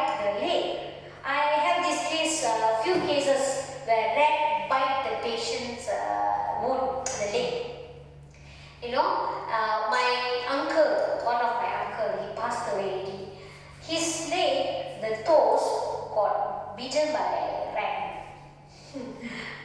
He didn't know. And then what happened was he got infected. And then what happened? At last, amputate the leg. So at the end of the day, I think he got 2 legs also got amputated. And then he passed away. So you cannot see, when you have diabetic, you have to be very, very careful. You cannot just say, never mind lah, just small wound only. No, but then that small wound will develop into an infection, and then it will. The last thing is amputation, and very easy for them to get sprayed. The infection to spray. Some of them they don't have blood supply, enough blood supply, because some patients they will come with a package sickness. So they will have diabetes, they will have blood pressure, high blood pressure, they will have heart problem, they will have lungs problem. So basically they have everything. So when you have all that, of course, they are in a very risky situation. Anything can happen. They are like time bomb. Anything can happen. Okay. So that's the reason they get wound on the foot. Okay. The main contributing factor to the development of diabetic foot ulcer include poor glucose management, poor blood circulation, underlying neuropathy. This is the one I say, neuropathy. And inadequate foot care. So why this happens? Poor glucose management. Let me see it for a while. Okay. So we have poor glucose management. This one is normal. What will happen is you have to maintain your glucose level, right? So you should have what you should monitor every day. So if you have a diabetes, make sure you monitor. If you have family member, right, you have your grandfather or father or mother, check their glucose level every day. How is it? So is it very high or is it low? Because they can get hypo. We call it hypo. They can get dizziness. They can faint. We have patients who get dizziness, faint, fell on the floor, bathroom floor, and passed away. Even recently we heard that kind of case. Not outpatient, supposed to be outpatient. So before they became outpatient, they passed away because of the hypo. Okay, so you need to maintain your glucose level. Make sure it's at the right level. According to the book, it's at 5, level 5, level 6. You shouldn't go more than that. So some people, their normal glucose level is 7 or 8.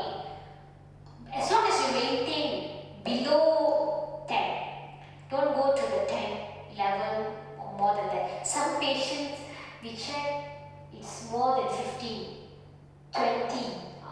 Some is cannot, the machine doesn't even show because it's over. Because when this kind of thing happens, we can see changes in the wound. Wound will change, the wound becomes, it won't become better, it will become worse. So when that happens, normally the first question will ask, what is your glucose level? So that's what we check first. Okay? So when you have a poor glucose management, you will get diabetic foot ulcer. Poor blood circulation from beginning, I'm telling about poor blood circulation. So if you have blood circulation issue, that also can cause underlying neuropathy. That one is the sensation. They don't have the feel. Neuropathy. Foot care. They don't use proper foot care, proper foot shoes. Like for sure, you can see like Medifeet for diabetic patient. They have specialized footwear. So you need to wear a specialized footwear. You cannot use normal foot. We have patients, they come with wound because of their footwear. They use normal slipper. You know, we call it Japan slipper. So they use, which is not suitable for their leg. So what they will get wound at the side because of abrasion or something like that. They will get a wound. So you need, yes, it's a bit expensive also, I have to agree, because these shoes is 100 plus, 200 plus, 300 plus, some are 300. If you really want to buy the good one, it is expensive. But the good thing is it's one time. Once you buy, you can use it for long term. Yes, it's long term. So no choice. You have to use that kind of footwear. You cannot say it's too expensive. You need to find a way to help our, because normally it's our parents or our grandparents, you know. So we need to help them, because in order to avoid future issues, like you have to spend more. If you don't spend 200 now for the footwear, you have to spend 200 for each dressing.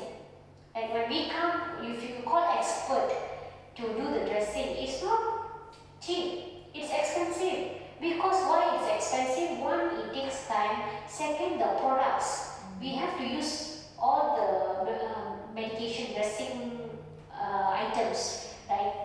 And that's not cheap. It's also expensive. So each and every time someone comes and do dressing for you, you have to pay. So when you calculate per month, it will cost around 2,000, 3,000. So instead of spending 3,000, 2,000 per month, you can just buy 200 worth of footwear and save yourself from getting wound. I'm not saying you won't get wound at all. Maybe some other reason you might get wound. Maybe accident happens. We have patients who met with accident and then they get wound. But their blood level will be normal. You know, they maintain everything. Footwear also they maintain. But sometimes it happens. You know, without we expect certain things happen, right? But if you can maintain, then use the factors that you maintain, right? Okay, diabetic foot ulcer, how to manage? Monitor blood sugar frequently. I would say every day. Once you have diabetes, you cannot be like, never mind, not to take tomorrow we check. Some people, they don't check. Maybe in the beginning stage, they will check every day. And then at one point when they see, okay, my blood level is normal, 5. Every time check 5, 6, 5, 6. Okay, no need to check after this. So they don't check for a very long time. And then suddenly they will get wound, or maybe they get dizziness, or all the health issues. And when we check, the blood, the glucose level will be very high, 15. Suddenly then they'll say, all this while it's 5, 6 only, so now suddenly 15. And then when we check, when was the last you checked? Then they will say, I checked 2 weeks ago, or 1 month ago. Some will say the answer like that, no? Okay. So you need to check the blood sugar level. Consume healthy food. Number 1, no fast food. Even I don't eat fast food. I used to eat, but that's the thing, you know, when you eat fast food, it's not good for your health, not good for your digestive system. This one is common. We know, but then we don't want to follow. Yes, we don't want to follow. You know, that kind of food, it can affect us means, imagine patient who have diabetes, any sickness. So you need to have that, what we say, discipline. You have to maintain your diet. You have to eat healthy food. You cannot say healthy food means boring or not tasty. Who say? Nowadays you can have a lot of healthy and tasty food recipes. You can Google, you can check in YouTube and TikToks. They're showing a lot of what do you call these recipes. So you just can maintain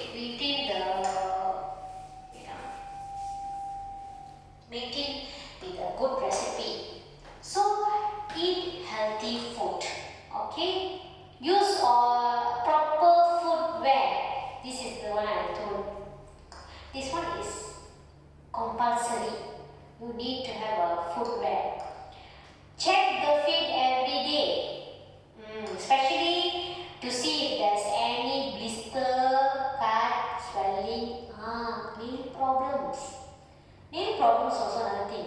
I've seen my patients, our patients, their nail, it will grow, it will become one kind, be very hard, very hard, so it's not easy to cut. And what they do, they cut themselves, especially one atok in Banda Estate, we see. What he did, he cut until his skin. He cut the skin also because he cannot see properly, right? So he cut the skin also. So this problem can cause foot ulcer, blisters, cuts, swelling. Okay, so what you need to do to avoid all this? Compulsory check your feet. So you need to inform, you need to inform your parents who have diabetes, tell them. Make sure you check your feet. It's not hard. When you're sitting, just see here, see like this. Check between the toes.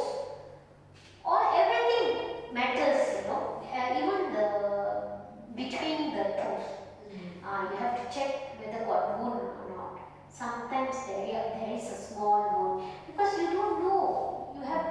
They have neuropathy. They don't realize. They don't feel the pain. They don't feel the changes. Unlike us. So that's why we tell them you check every day. Check your feet.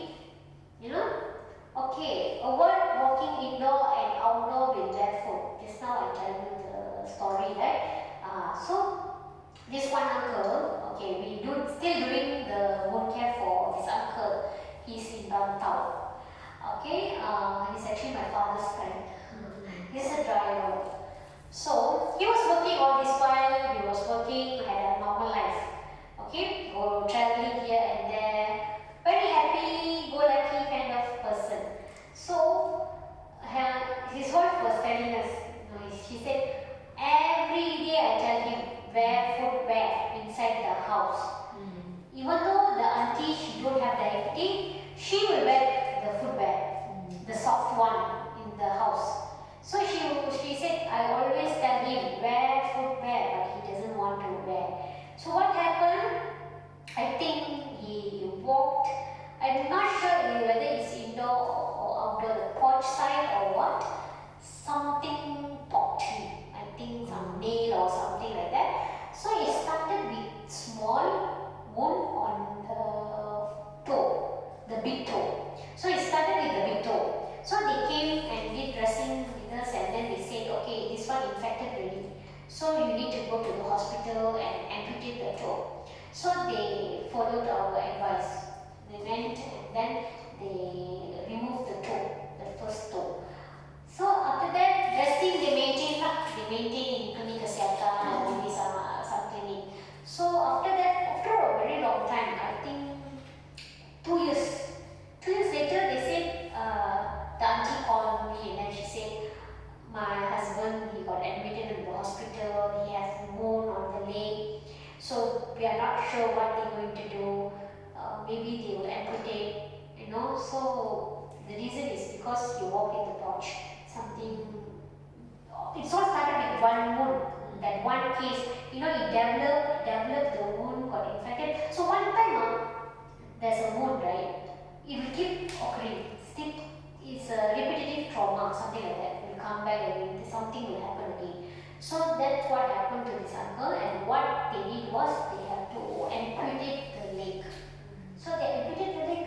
Now we are doing dressing for the amputated leg. So they already cut the leg until below knee. Yes, below knee. The good thing with below knee means they can try to wear the artificial leg. They can do that. But then we need to heal the wound first. So now we are doing that one also. We are doing, I think, 1 month.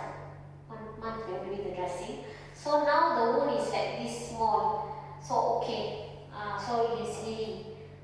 But he had another wound at the other leg.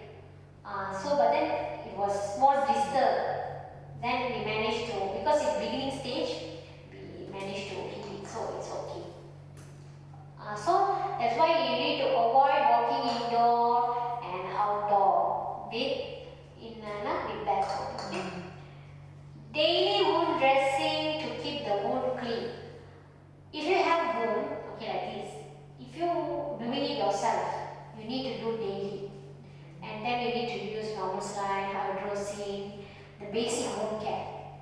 So you clean the wound. If the wound is clean, no problem.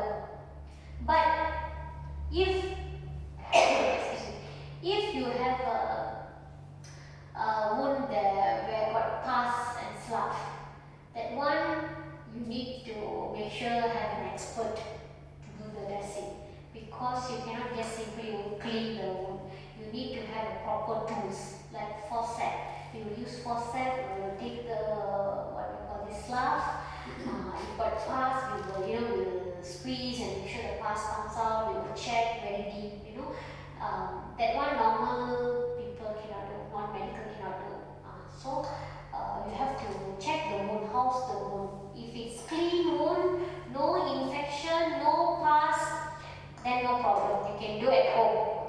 You can do everyday dressing, but you have to make sure that you use normal saline hydrocin. We call it dermacin also. Okay, cover the wound with gauze and bandage. Of course, when there's a wound, you clean the wound, you have to cover with the gauze and bandage. Sometimes what will happen is people, when they do themselves, they will put the bandage very tight. So you cannot put very tight. It depends on what wound. Let's say what we call that venous ulcer. For that, you need to use compression stocking, compression bandage, because that one you need to tight. Put the very tight bandage on the neck for the blood supply, to make the blood supply go up and down, normal flow, to have a normal flow. Okay, so in order to prevent pressure, offload the wound. Do you know what is offload the wound? Okay, offload means we want to make sure that there is no pressure on the wound. So when we do dressing, let's say like when sore, what we will do is we make sure we have gamji. We call it gamji. It's thick, So we put that so that the wound doesn't get pressure. When they're lying down, the pressure is there, right? So when we put like cushion on the wound, when you do the dressing like that, the wound is like floating. So same goes to the feet. So when there's a wound on the leg, we will do something like offloading, call it offloading. We want to make it like the wound is float, so that it doesn't, there's no pressure on the wound. So that's what we call offloading. There are some items people use to offload.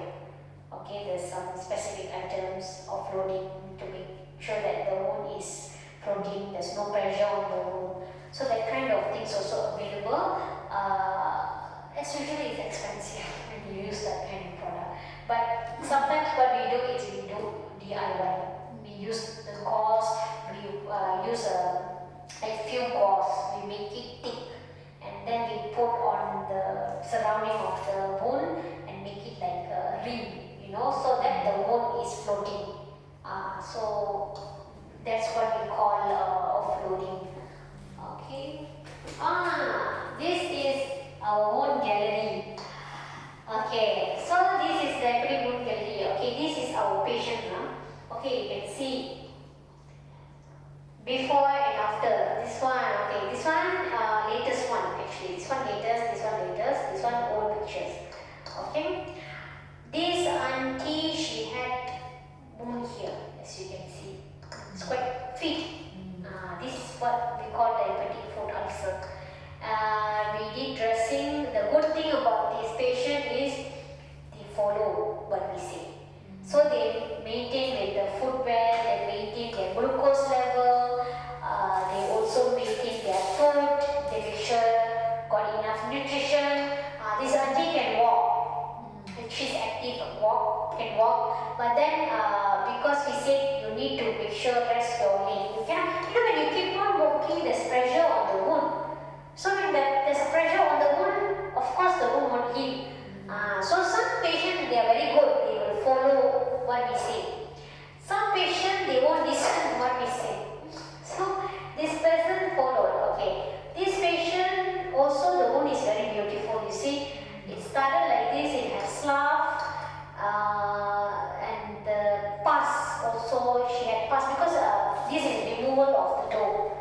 big toe was removed, so there was a big wound like this after the removal. So they had pus and slough. You can see that the one is like a bit coming out. That one is slough. So we did dressing, and then you see it was like this more, and then after that fully healed. But this patient is not how to say, she passed away now, because after the wound got cured, she was okay, and then after some time, I think she became weak, and then she was bedridden. So after that, she had bed sore. So her bed sore picture I don't have also.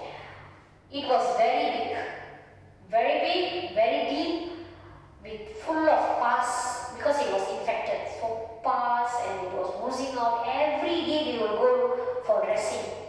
And then the odor is very strong, the smell is very strong. Sometimes what will happen, there was 2-3 times happened to us, when there's infection and the infection is very strong, we will fall sick. Even though we wear mask, we wear mask, but yet because it's so strong, we will fall sick.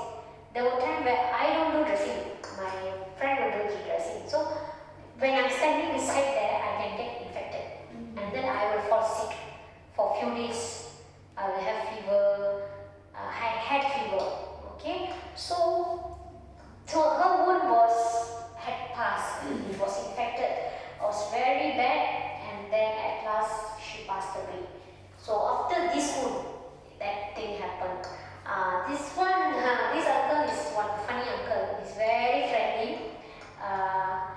He can walk. He can do everything. Issue with this patient is he has diabetes, and he also have blood circulation problem. So what happened was this toe got gangrene, the top part. So had to remove the top part, and then he had wound like this, and then we do dressing, and then okay, fully cured. This patient is one auntie. This one was in 2022, last year, September, we started. Actually, first, she sent me one photo. Her sister sent me one photo. She said, need to do dressing. How? When we saw the toes, the middle toe here got infected, and it was swollen, and we can see it got pus. There's no wound, but then it was swollen. It was swollen. So when we see that, we told them, you see, they didn't remove the toe. All five toes got. So just 1, 2, 3, 4, 5. Okay. So no missing. Sometimes what will happen? Sometimes I see the toe. I feel like as if they have all the toes, because initially they already remove one toe. So there will be 4 toes, but they maybe took the middle one somewhere on there. So there will be 4. But when you see, you feel like as if all the toes are, because all nearby only. So all near, so you don't even notice there's one missing. It happened with one uncle. I was like, no, all two got. Then I'm calculating 1, 2, 3, 4. Hey, one missing. Then only I realized, got toe removed. They already removed one toe few years back. Then it become normal. Okay. So this patient in middle beside they had infection. So they opened, and then they took out they did debridement. We call it debridement. So they took out everything, infected tissues and slough, everything, and then we start doing the dressing. Okay. So when we start doing dressing, we can see good improvement. It's very, I will say this is short period from September to November. Okay. September to November is considered okay, very good, because we have some patients, this kind of wound, it will take more than 5 months, because this patient followed. The only difference is either they really followed our advice and they don't have any other chronic sickness or disease, So we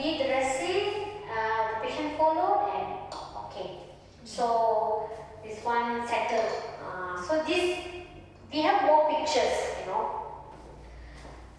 So, okay, this one pressure. Okay, maybe I can show you another what examples. Huh? Okay, okay. This one where okay, this one okay. Can see, huh? This one, this patient is like a repeat customer for us. Repeat customer. Every year we will have her. The reason is this patient has some, she's PSY, psychologically she has some problem, mental illness. So she cannot understand when we say something. So we try to talk to her and do the dressing. So she will be like, okay, she will follow, but sometimes she's not in the right state. So when we say don't walk, then she will walk. We say when you go out, wear slipper, what she'll do, she won't wear the slipper. Because she has some mental issue, so she cannot differentiate, right? So sometimes she will go out without slipper, she will walk somewhere far. She'll go far away and then she'll come back. Or sometimes she won't come back. The woman, the children, they told me, my mom, she's missing. We are also missing, yeah, normally she will do like this. Sometimes she will go out of the house. For a few days she won't come back. 2-3 days she won't come back. And then they will find for her somewhere in bus station, bus stop, you know. Then they will bring her back. Sometimes she will come her by herself. So, but the thing is, her wound will heal fast. So healing process is okay. Her sugar level is also not bad. They will, when they tell her, she will listen also. So she's like a bit complicated, you know. Sometimes she will listen, sometimes she won't listen. Sometimes we will go for the dressing, she won't agree for dressing. She will have problem. She's like aggressive. So the doctor will tell me, okay, don't do dressing today. You know, my mom is not in good mood today. One time we see she was out taking stick to beat us. So she's like that. So this was last year. Even this year also she had wound. That wound is latest wound. I didn't put here.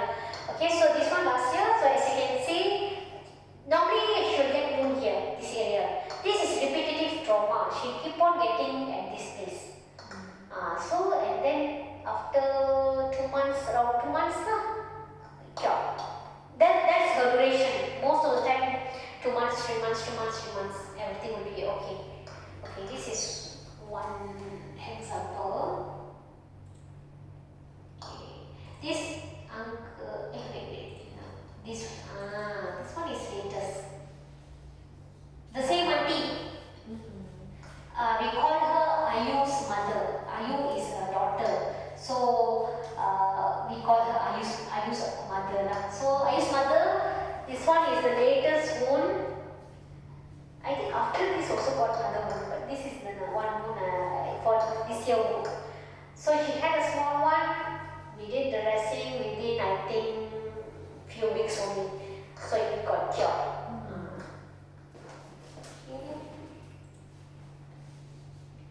This one.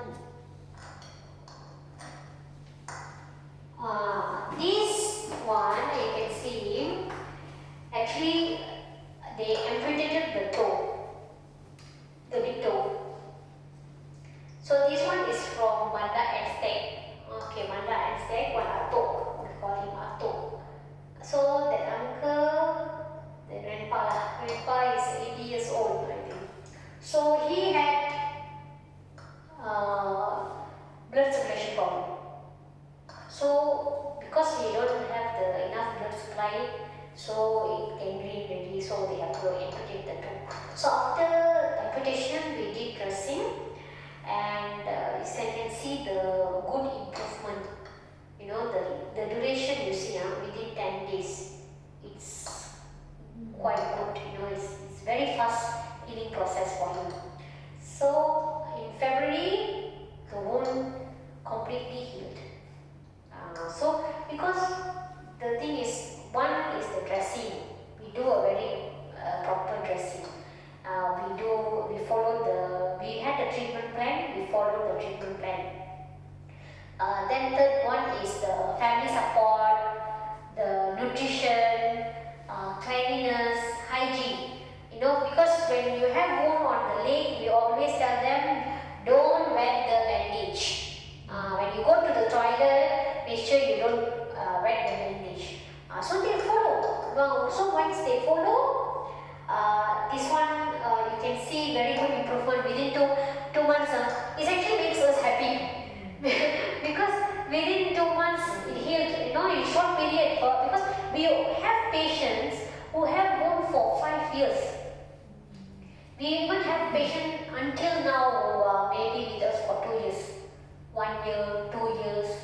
It takes very long time for them because they have some other issues, some other medical issues. So it takes very long time. So for this patient, okay, very good, within 2 months. We also happy. This one very small wound, but I put here because this one also, this patient took six sessions, package. They took package 6 sessions. As you can see, it's actually very small wound, but then they cut, they had to check inside all of your, because this patient also diabetic. And they did, precaution, very precaution. So they don't want to wait until the wound become bad. So initial stage, this is initial stage. So if you come at this time, of course within 4 dressing, we can solve this. 4 dressing means approximately 2 weeks. In 2 weeks, you can cure. If they have a very good glucose level, everything is okay. Perfect means this is how you do. You see the 4th picture, you cannot even see the wound. There's no sign of wound. So this is what you want. This is what we tell the patients. Don't wait until it becomes bad. When you see a small scratch, just do the necessary as soon as possible, because this is what will happen. It will very fast, it will heal, and you also don't need to spend a lot of money, and you don't need to go through hassles, because when you have a long-term wound, emotionally also you will be disturbed. You'll be in depression, stress. Because I have one patient, she was okay. This one also 3 years ago. This patient was okay. She keep on. We are doing the dressing. She's okay. She's a very strong-minded person, very stern person, And what happened is the wound was healing, but mentally she was disturbed. She felt very depressed because she was a very active person. She was in some hockey society. She's 70 years old plus, but she was in some government-related thing and societies, NGOs, so she's some sports-related society. She was in that kind of thing. So when she had this wound, it really affected her mentally, her self-thing, So she became very sad. But then she still was okay. And then the wound was healing. At the end, we can see she was stressed. And then she became very emotional. And she started to get angry, she started to cry, until we had to bring another doctor. We asked one doctor to come and talk to her, just to make her feel good. So we talked to her, because she cannot taste, right? That one all, she started to feel upset. She's like, I eat also, I cannot feel anything. I cannot taste anything. I'm feeling very depressed. So that depression really affected her, and then she suddenly passed away. One day before Deepavali, that one I can remember. One day before Deepavali, we received a call saying that she passed away. We are like, hey, yesterday only we saw what? She was okay only, but then she was angry. She was angry and she was like complaining. She say like, I'm not happy with this kind of situation, what kind of life is this? She feel very depressed. So that's why the stress level is important and the family support is important. This one is because she feel no family support. Even though family is there, but they don't communicate much. So because they don't communicate much, she feel more depressed. So she passed away.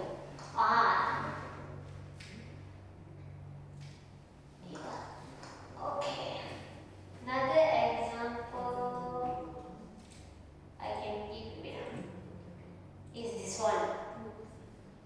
This one I call the Dr. Charania's father. We don't put patient name, we put the patient children's name. Okay, this one, this uncle of his daughter is a doctor. So they called us and then we went to do dressing for the toe. Then we realized there's infection. So immediately the first day we told the doctor, said, got infection, better go to hospital. Because we don't want to take risk, we don't want to make it worse, right? So they went to the hospital and then what they did, they amputated the leg. So after the amputation, we did the dressing. Okay, so then this one also you can see it healed well. This one, she's 30 something. She's not even 40. I think she's somewhere around 38, 37, somewhere around there.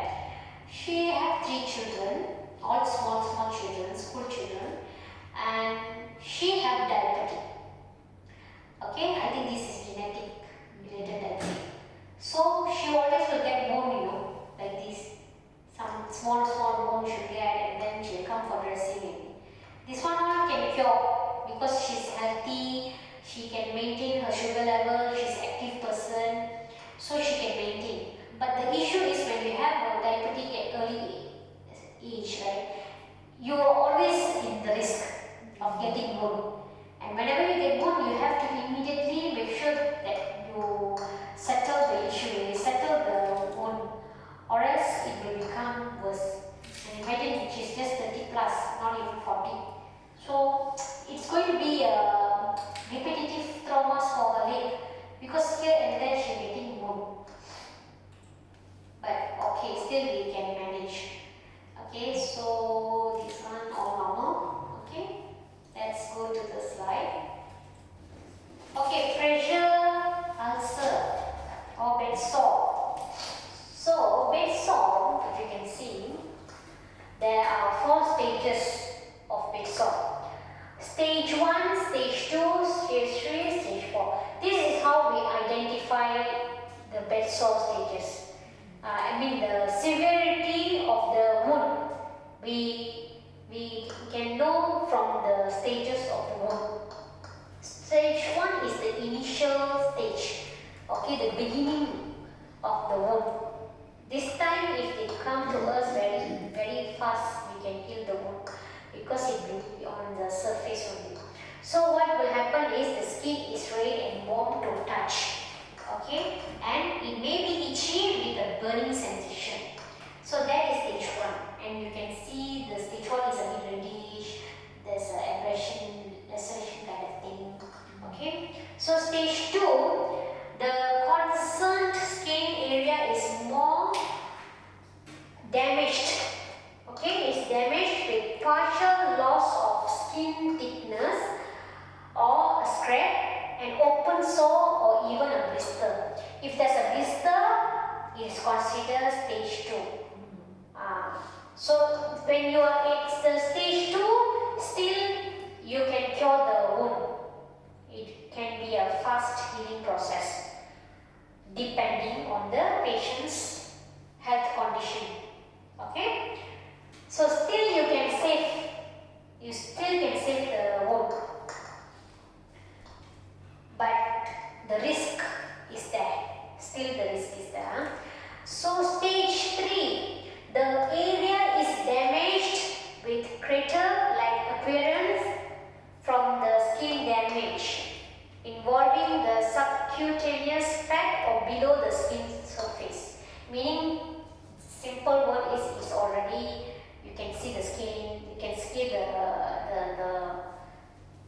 inner part, so it's going deep. So when it's going deep, it's very, very, very risky. This time you can see, sometimes on the third stage you can see, what we call this, slough, pus. Okay. So stage 4, the skin area is severely damaged by a large wound involving muscle or bone. Fourth stage is severe stage. This stage you can even see the bone because it will be so deep. It will be deep, and the color, if you see, it's yellowish, the pus will be losing out, the slough, there's will be a lot of slough over there. So it will take time to do the dressing because you have to remove the sloughs. So it will take time. And earlier I also told, right, one patient, the bed sore is big and severe, right, and chronic. So the odor will be very strong. So this fourth stage is the dangerous stage. Sometimes we cannot even heal the wound. What will happen is the patient will pass away because it's infected, so it will affect them. So that's why you shouldn't wait until stage 4. Stage 4 is really bad. Stage 1 itself, you must know. That's why we want you to know these things, so that you don't have to go until stage 4. Like you have a grandfather, you say, let's say he have made sore, right? Initial stage itself, you will know, okay, this is the beginning stage of made sore. So you can take the necessary action at the beginning stage. So you won't go until the 4th or even 3rd. So the first, second stage you can maintain with the 1 and 2. Stage 1 and 2. Stage 3 still can. You still can make it. But stage 4, very, very, very risky. Most of our patients, I see they will pass away when they are in the fourth stage. Some patients, even I thought they will pass away, but then they didn't pass away and the wound got healed very well. Even that is for me a miracle, The reason is because one, they follow the patient's family support. The family support, when it's very, very strong, they are able to cure the wound. The patient will also can cooperate well, so the wound got cured. Okay, I will make it bigger. Okay. How to treat and prevent bed sore? Bed sore, we call pressure ulcer. Pressure, that's a pressure. First of all, we need to make sure there are no pressure on the affected area by changing patient's position every 2 hours. This is what I told earlier. When you have a bedridden patient, whether got bone or not, doesn't matter. But every time we encounter this kind of patient, we have to make sure we do positioning. We call it positioning. So what we will do is we will position them every 2 hours. Let's say they are lying straight, then after 2 hours you change their position at the side way. Make them put the bolster, pillows, make them put their leg up and put pillow on their hand, below their hand. Like we are sleeping at right side.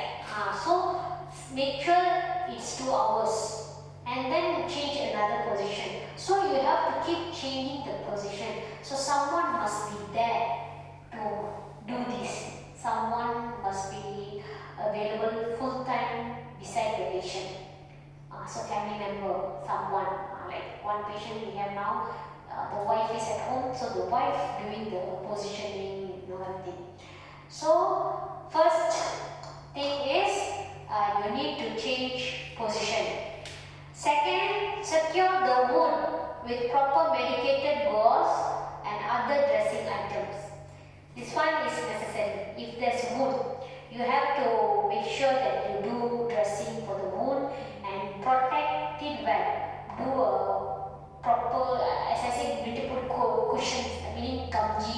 you put there, make sure there's no pressure. So you have to have that items at home.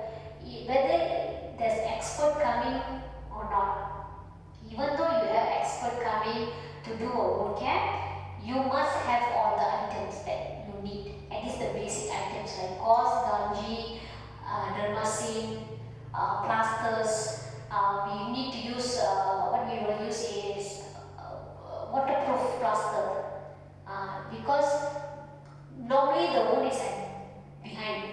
So when they go to toilet, it will go into the wound part. So if it goes there, it will get infected.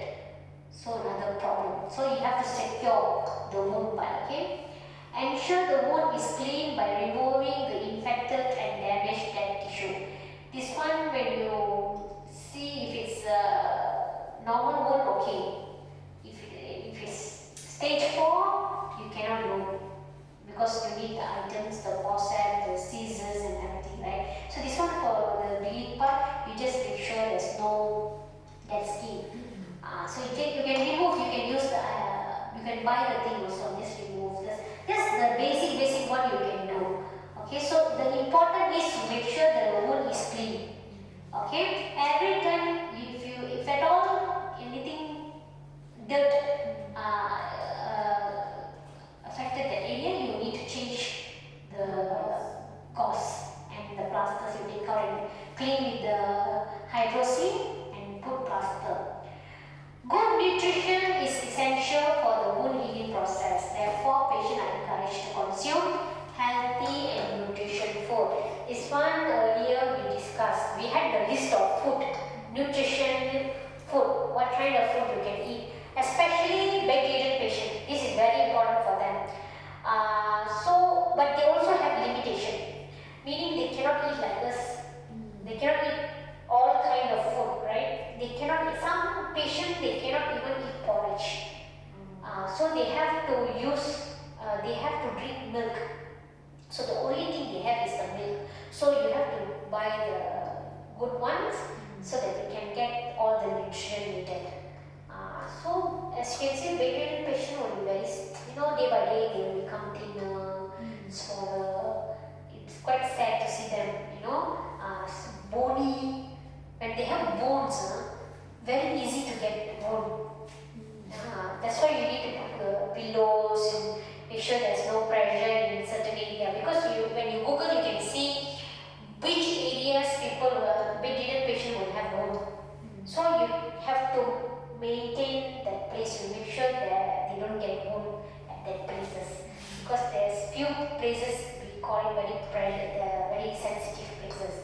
Okay, and then contact the wound expert if the wound condition is severe to do minor debridement. This one I said the third level, stage 4, stage 3, stage 4, you cannot maintain. If you are not medical, it's hard for you to maintain. So you need expert help. So the expert will come and do the debridement. Debridement is where they will do like a minor surgery. They will be cutting the slough, the dead skin and everything. Okay, this is example of the wound. This is dead. So this is what I call necrotic patch. This is dead skin. Then we need to remove this, and then we do this. Actually, this wound got cured. I just didn't have the final photo. This one, what happened was this one COVID patient. He was 36 years old and he had COVID. He was in ICU for a few weeks, I think. So after that, he got cured. Then that time he had bed sore. So the family maintained. We did the dressing few times, and then the family also maintained. Okay. Okay. Venous arterial ulcer. Venous ulcer is caused by damaged valves inside the leg vein, which causes blood circulation issue. Normally happens one day. This is the one I said. When the blood supply doesn't go up and down properly, this is what we call venous ulcer.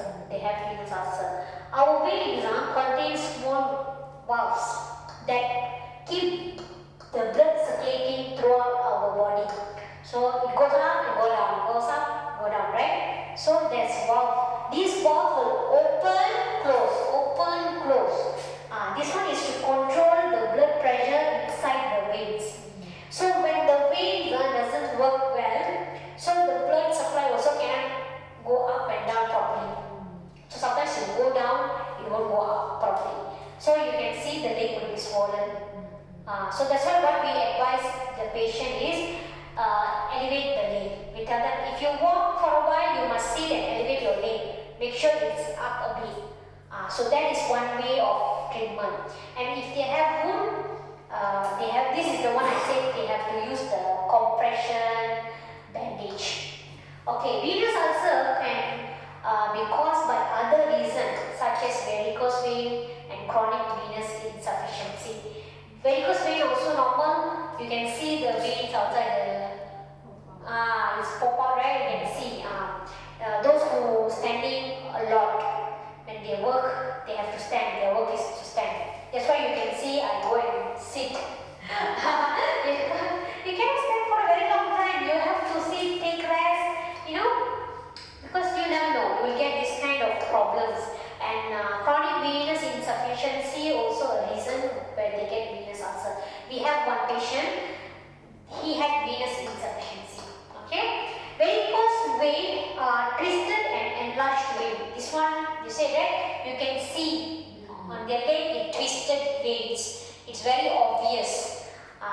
So chronic venous insufficiency happens when leg veins does not allow blood to flow back to the heart. So this is one of the chronic wounds. We always get diabetic, bed sore, venous ulcer, varicose vein. Venous ulcer prevention. How to prevent? You have to wear compression stocking. We always tell them wear compression stocking because, as I said, the valve is not working, right? So the blood need to go up and down. So that's why you need to wear the compression stocking, which normally they don't want to wear. Patient doesn't want to wear because it's painful for them. So first time when they wear, it's very hard. But they need to practice wearing it few times, then it will be normal for them. But beginning stage is very tight and very uncomfortable. Exercise regularly. All of us have to exercise regularly. You no need to go gym to exercise. You can just do brisk walking. Like I will do brisk walking. I don't go gym and do weightlifting and everything. So exercise doesn't mean you need to do very high excessive way of exercise. Just every day 20 minutes walking is a big thing. It gives you so much of benefit. So you can even walk inside the house. If you cannot walk outside, inside the house also you can walk. Okay? Losing weight if you are overweight. This one, some people are very sensitive when they say they are fat. It's not like we are teasing. It's not about teasing, Actually, you are not healthy if you are obese. So the thing is not only about obese, you have to have healthy life. Some people maybe they look a bit chubby, but then you see their lifestyle, they are good. They do exercise, like brisk walking, and then they eat good food also. But then some people, they are obese because they eat unhealthy food, there's no exercise. Very unhealthy lifestyle. So you need to lose your weight. Stop smoking and drinking alcohol. Need to stop. We have patients who does not stop. That is the issue. We will tell them, uncle, don't smoke, don't drink, because it will affect your wound. But sometimes they don't listen. It's hard because maybe it's their habit. They drink and smoke for many years, 30 years. They smoke 30 years, 40 years, they drink. So they will have hard time. But when they follow, we can see the improvement. So you need to stop smoking. Raise your leg frequently. Frequently means like always raise your leg. When you walk 30 minutes, must sit and elevate your, raise your leg. Okay, so this is the prevention. Without this is when you don't have wound. If you have wound, then there's a treatment where you have to wear compression bandage and things. So the treatment is when you have wound, clean the wound with proper dressing items. Okay, for them you use hydrocin or dermacin is good. Okay, use compression stocking or bandage to improve the blood flow in the leg. So we have a specialized bandage and stocking for venous people, the venous cervical patients. So you use that. Apply antibiotic ointment if the wound is infected. This one is you need doctors or the wound experts advice. So if they say there's infection and you need to you need to apply antibiotic ointment, then only you apply the antibiotic ointment. Normally what we use is superocin ointment. You can get in what do you call this, in pharmacy. Okay. This is case study, Mr. Subra. This is uncle lah. This is the funny uncle I told you. Indian male who is in his 60s. I think now he's actually in his 70s. Have chronic venous insufficiency due to heavy smoking and regular alcohol consumption.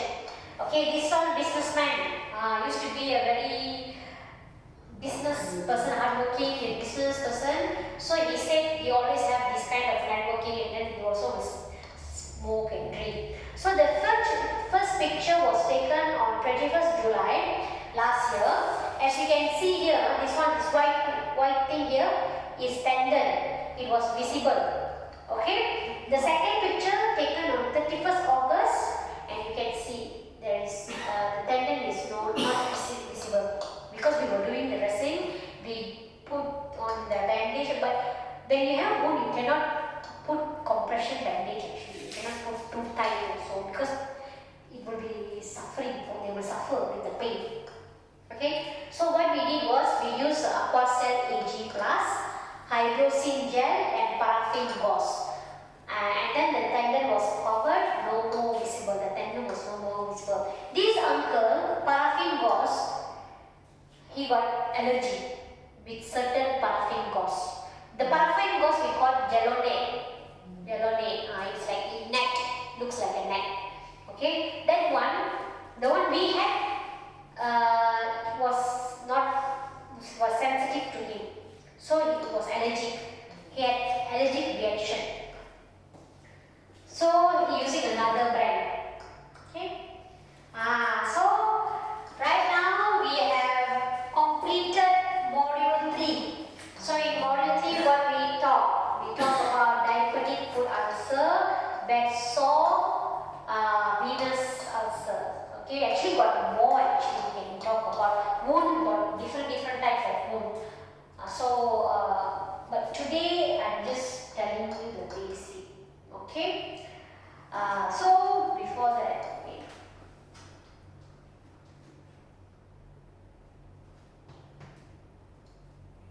Okay, let me ask question. This was simple question now. Okay. What is acute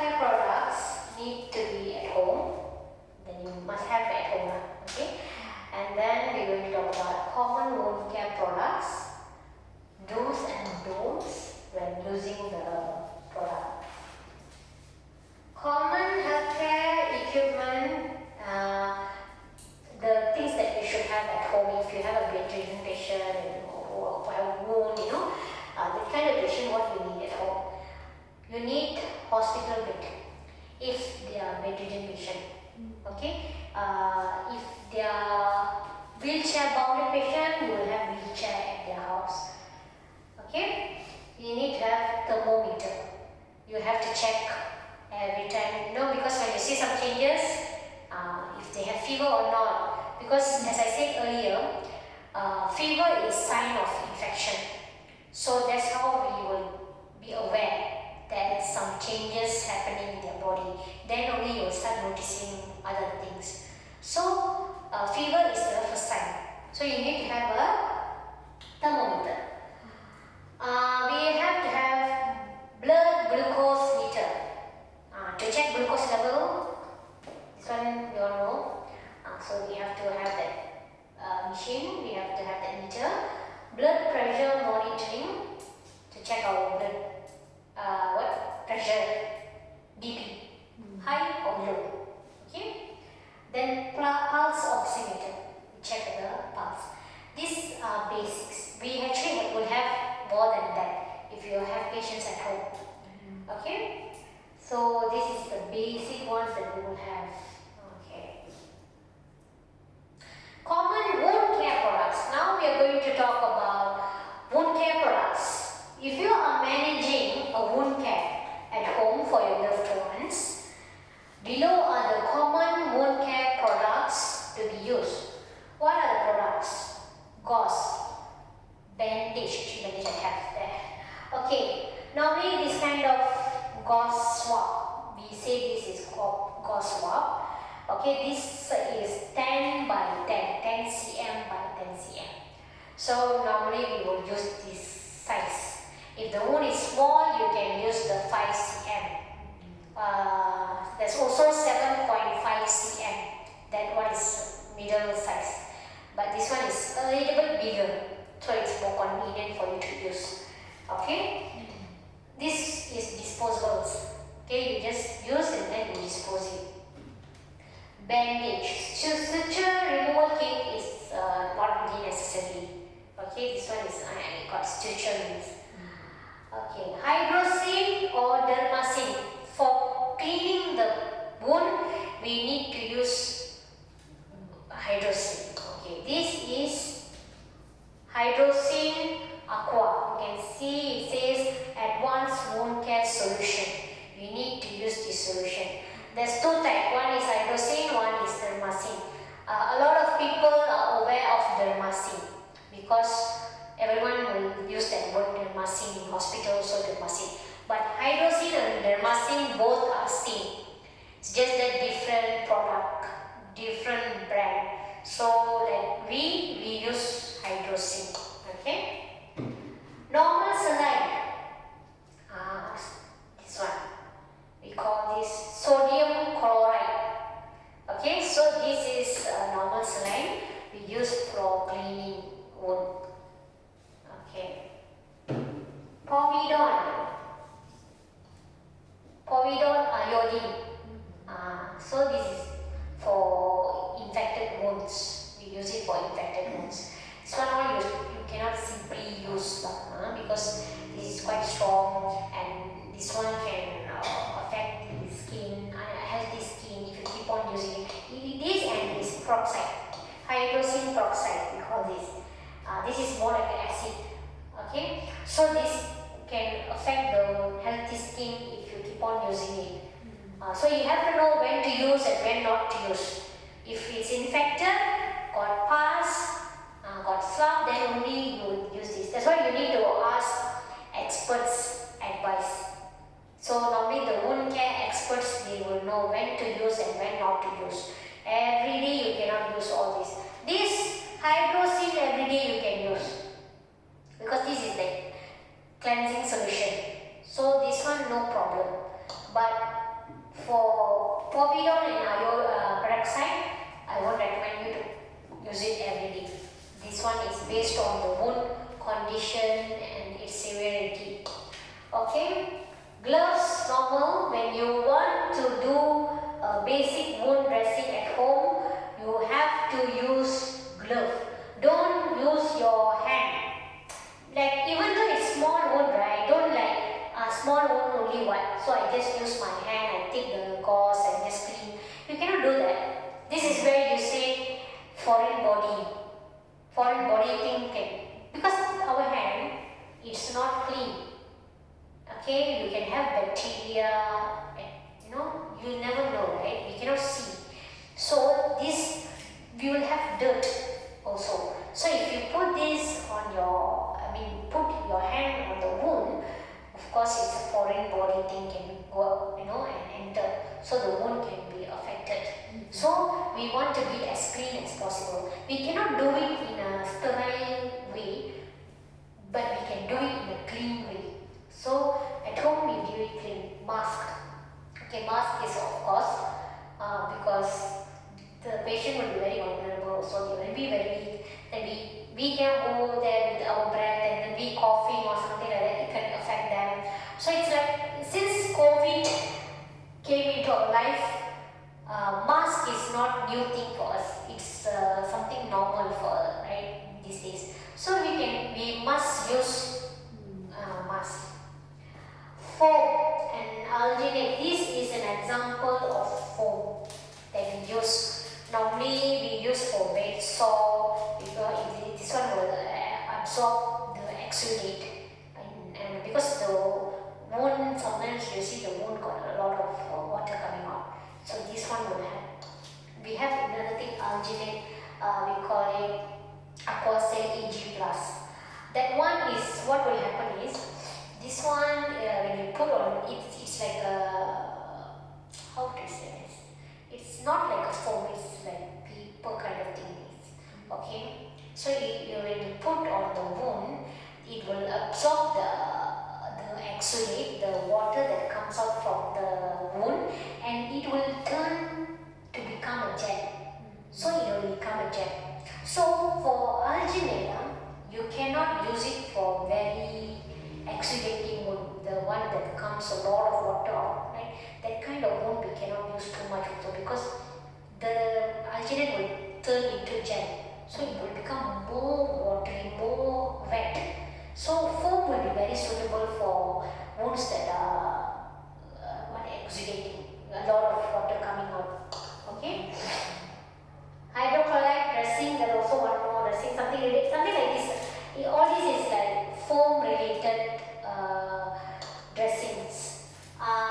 Mupirocin ointment. This is mupirocin, supirocin. You can say supirocin is the brand, mupirocin ointment. This is what we call antibiotic ointment. Okay, so this one is antibiotic ointment and this one is under pad. Normally you can see patients, they will use this under them. They put, if bedridden patients, they will put below them, because this will absorb the water in something, urine or what. And normally when we do dressing, we put this and then we ask the patient to put their leg up and then we do dressing. Okay, so that it will be clean.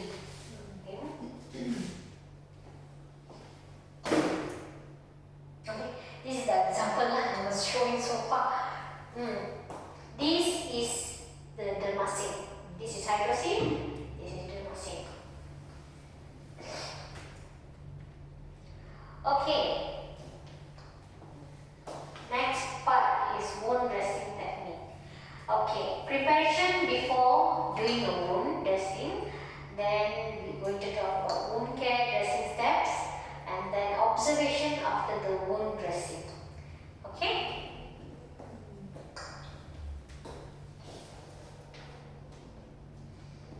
Okay, prepare before doing a wound dressing. How you need to prepare before wound dressing?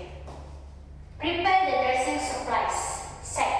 Actually, when you go to pharmacies, you can ask for dressing set. So the dressing set is come with a set. It's a disposable dressing set. Okay, so you have some container. You can pour your normal saline, you can pour your hydrocin, and then pour it on, and then they will have gauze, something like that, the gauze, and then they have forceps. That one is plastic forceps. It's not very suitable, but then for basic wound care you can use it. If it's very like as I said got slough and thick slough, you cannot take out from using the plastic faucet. You have to use the what we call this stainless steel kind of thing. Okay, so you need to have that set. Okay. It's not a first aid, but it's a dressing kit. It's a dressing kit. So what you need to do the dressing, you have the items, the basic items. But separately you must have all this. Separately you must all this. But for this, they provide like container, so you can pour the thing. Like us, what we would do is we won't use dressing set. We won't pour. We have like spray bottles. So we put povidone, peroxide, hydrogen, everything in that spray bottle because the wounds are different type and different areas. So when we use the spray type, it's easy to do the dressing. We just spray and then we clean the wound. So if you take from the dressing set, you need to wet it and then you put. It's different way of doing it. Okay.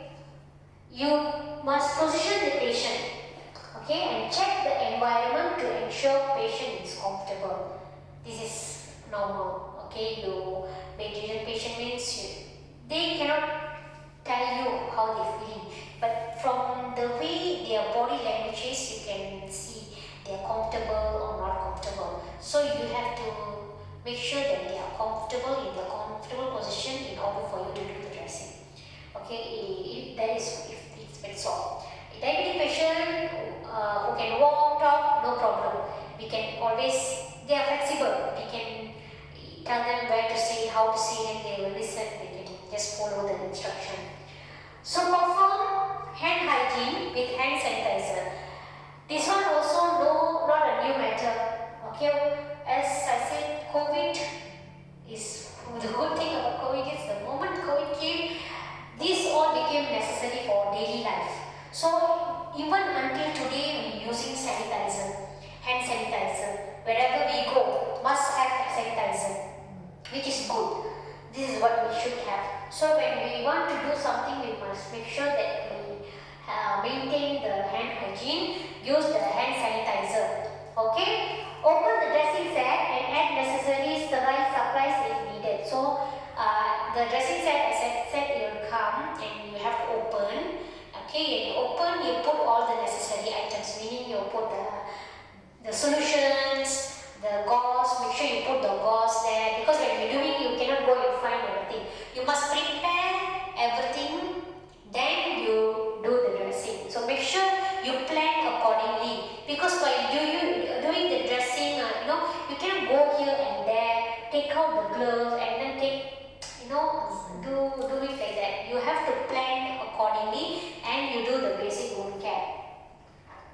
Okay, pour the wound cleansing solution. Just now, as I said, I have the example here. Later I'll show you what is the wound care dressing. Basic wound care, the steps, the dressing steps. Okay, this is basic. This is not related to chronic wound. Apply the non-sterile gloves. Number one, as usual, what you need to do, you have to wear gloves. Okay. Then you remove the outer dressing, because this one you already, how we must imagine is you already did the dressing previously. Now you're going to do the dressing. Maybe the expert already do the dressing. Now you're going to manage the dressing. Maybe they said every day you must do dressing. The expert will come maybe 2 days once or 3 days once. So you need to maintain. So when you do that, you have to wear the glove and you need to remove the outer dressing. Okay, remove the inner dressing using a faucet. So because you will have layers when you do dressing, when you're going to pack the wound. So inner part you will have gauze, which medicated, maybe you maybe you apply the ointment, the antibiotic ointment. Then after that you put maybe with the povidone and then hydroxine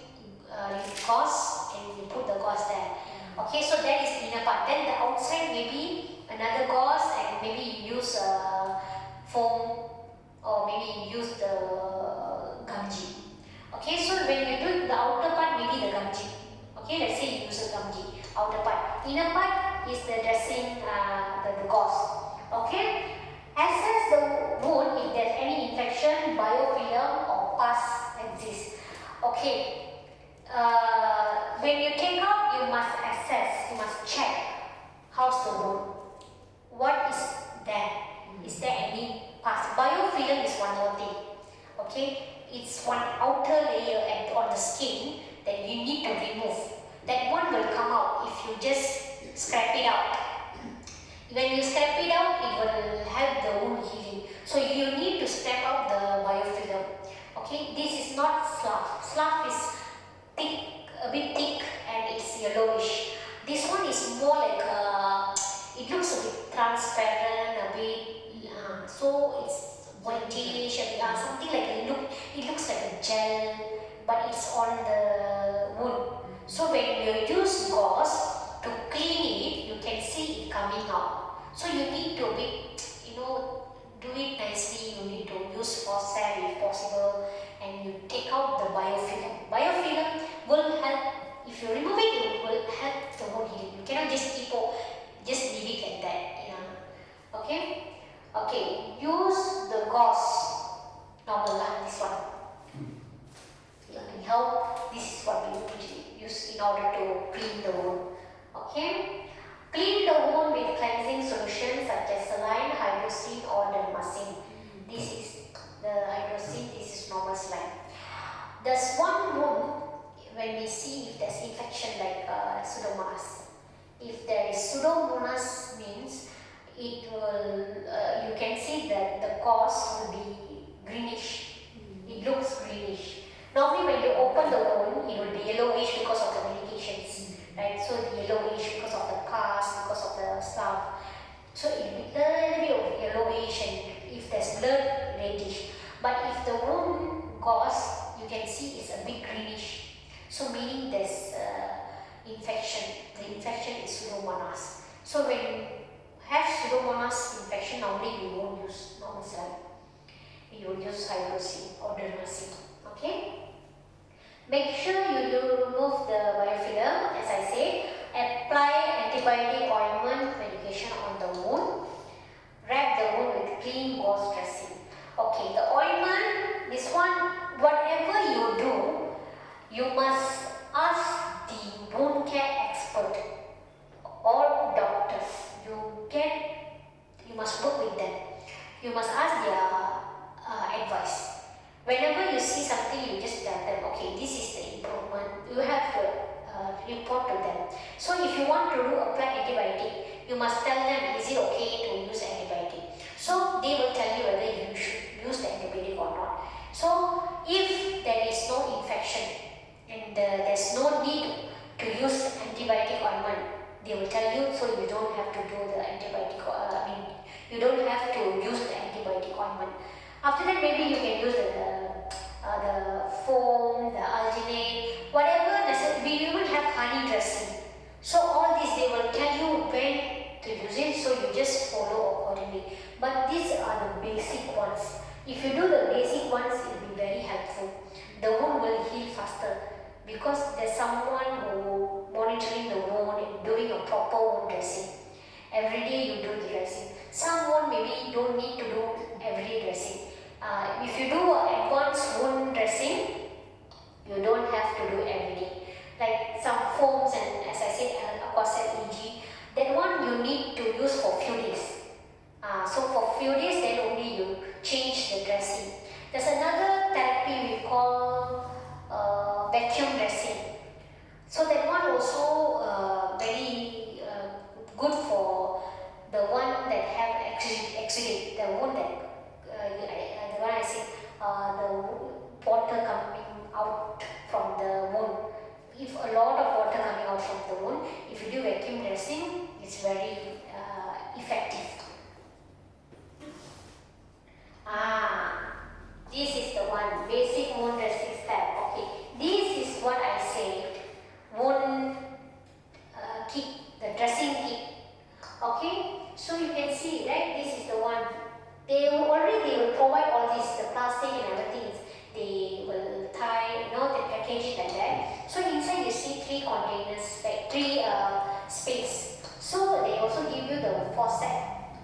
faucet. So you need to pour the hydrogen, the iodine here, and depending on the so this is how you pour. Okay, so you pour and then you prepare.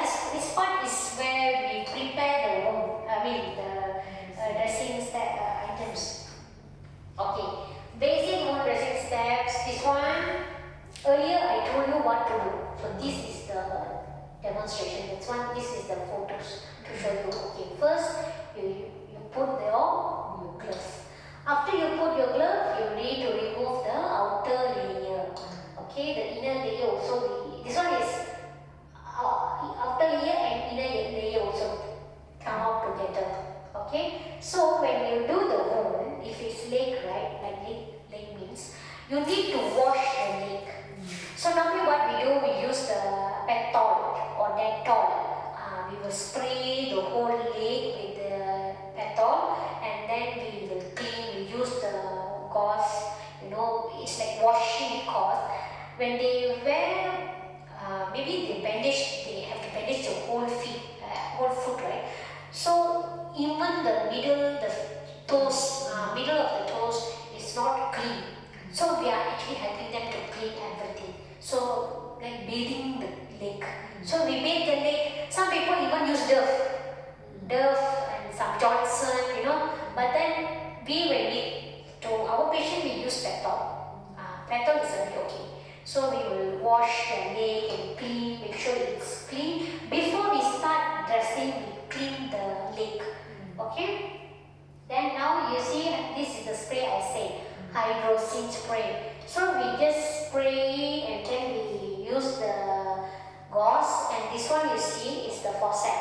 So what we are doing here is we are taking out the biofilm.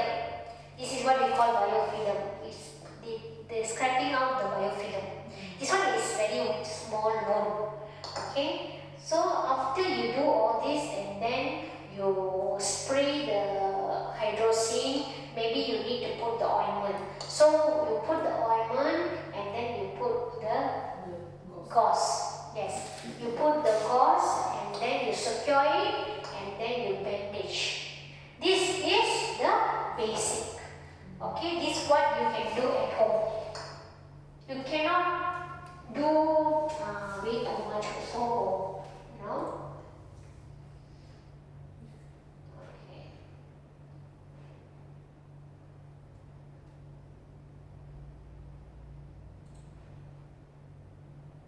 Okay, wound assessment. Okay, the wound assessment, what we do is we have to measure. Okay, we have the measurement, size measurement. Wound exudate, pain, severity, and order. These three things are necessary when we do wound assessment. Okay. Wound size measurement shows whether the wound is healing, worsening, or static. Static means no improvement. It's just like that. It's not improving, it's not going back, it's not going good, it's not healing. Okay? So the wound is normally measured by its length first, then by width, and lastly by depth. So this is our patient actually. So this is our patient. So I'm showing you the example. Okay, width means like this. The length means like this. Depth means inside. How inside is going. So what you can use to check the inside is you can use what we call something like cotton bud. Looks like cotton bud, right? It's for medical thing. You can use that one. So you see how it's going. The depth. So this is how you need to measure. So you need to use the paper ruler. This is medical people normally would use the paper ruler, or you can estimate a bit. From there you can estimate how big the wound is and all the details that is necessary. Wound exudate. The type of fluid that leaks from wound. This is what we call exudate. It also referred to as wound drainage or wound fluid. Water, that I'm saying water that coming out. People, that's how the patients will tell us. There's water coming out from breathing. So the water is what we call exudate. It's actually wound drainage. Okay?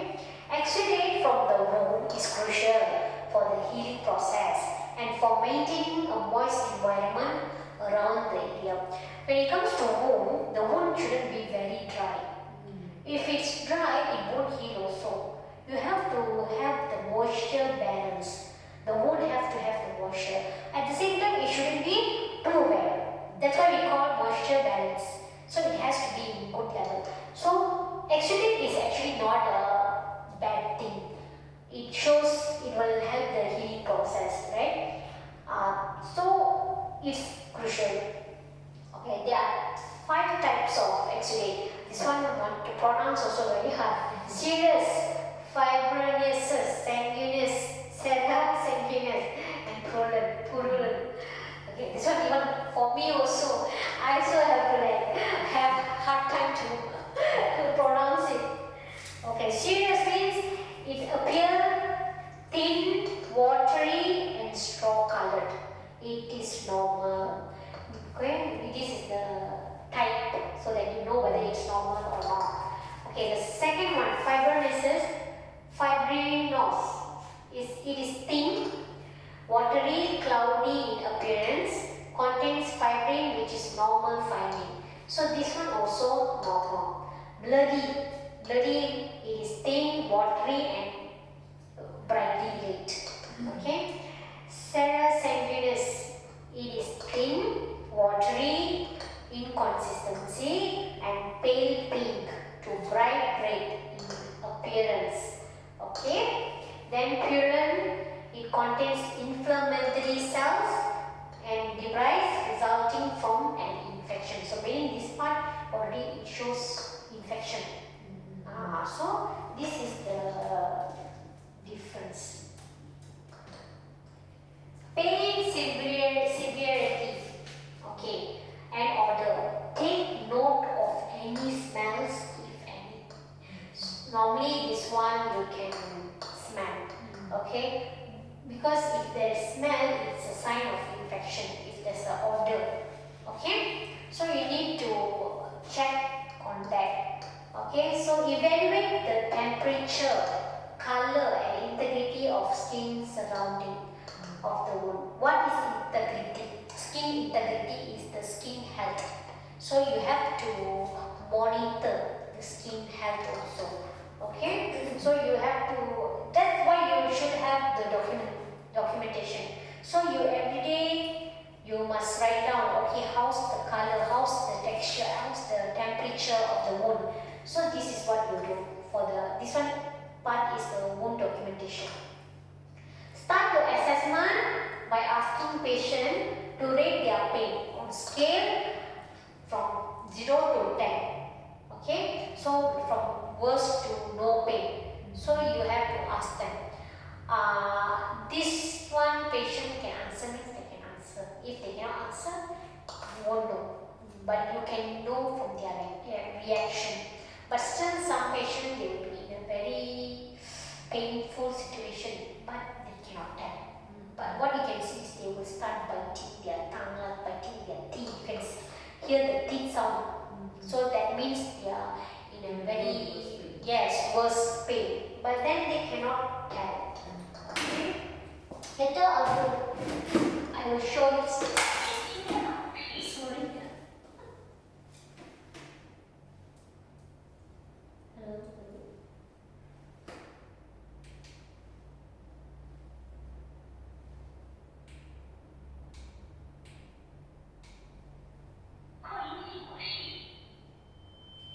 Hello. Okay. Fell down.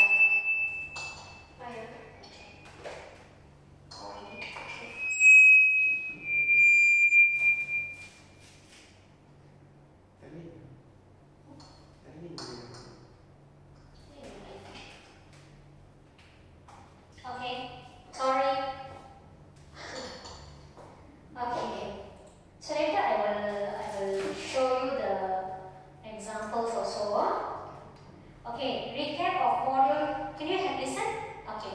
Recap of module 4. Product knowledge. We did product knowledge. We did wound dressing techniques. And we did wound assessment. Okay. Now, continuous assessment. Name the 3 layers of skin. This one is not chapter 4. This is not chapter 4. Okay, I guess you can do that. Dermis, epidermis, hypodermis. Yes, correct.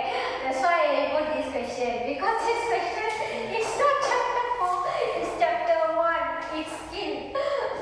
Okay, what are the examples of trauma wound and chronic wound?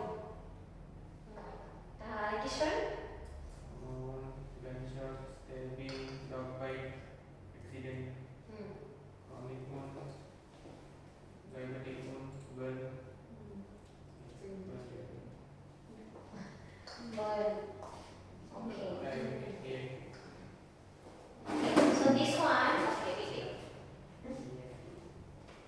okay, this is just the remedy. Wait, I will show you more example.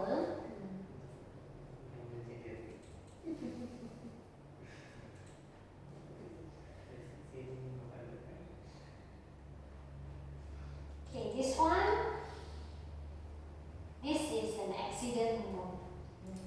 Okay, this is our patient. She's a single mother. What happened was she met with an accident and she had this wound and now she actually cannot walk. Okay, so she had to be on bed rest. So she's but somehow we do the dressing because she also didn't have diabetic at first. But then during this time only she got to know she had the diabetic. But the beginning stage she's still okay lah. She's still managing. So diabetic is not at the chronic level. It's okay. So this is one more.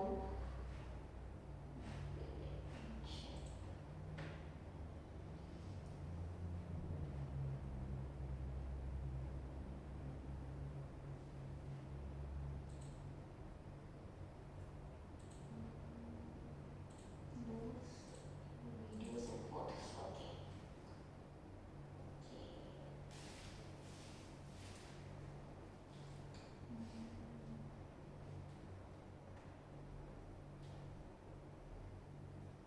I'm checking whether I have the this one, the burn patient, right? See behind. Actually, his whole body, in front and behind. So it was very terrible. So this is the behind part.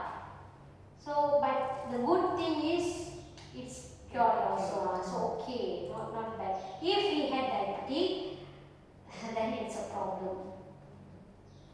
I'm not sure whether I have the one called this video. This patient, okay. This patient corn removal. We call it in Malay ketuat. So you know right, we will get corn on our leg. So this patient also repeat patient. He's coming quite frequently also. Whenever we cure this corn, he will get back corn or he will get back hard skin at the area. This time he came back again with this wound here, this area. Okay, there was infection over there. So I'm not sure why. Maybe he's because he did tell us that he have leg some problem. One is short, one is tall something. So he is not balanced. So when walking also not so balanced. So he always will get this corn. We have patients who keep on coming, each and every time for this.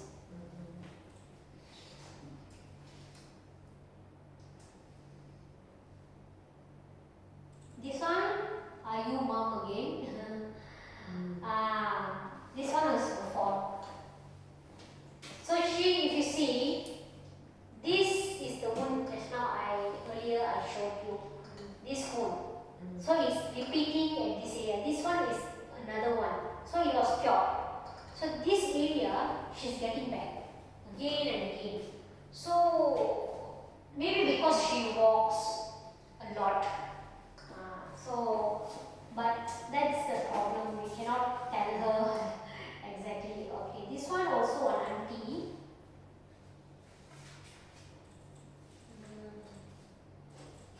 Okay,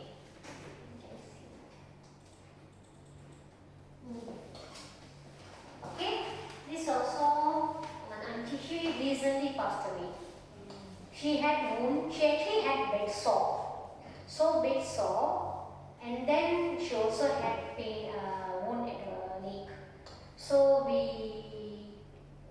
do treatment and then cure for leg, no problem. Bed sore also we almost cure already. This was like more like a one dot only. But then the grandma was not well. She was 80 plus. So she's bedridden. So she's becoming weak and weak, and so that's how she passed away.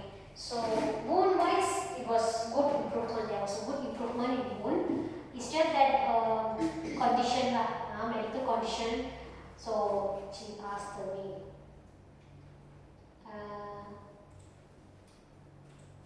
But I can't get video. I actually had videos. That's what I wanted to show, but looks like I don't have the video.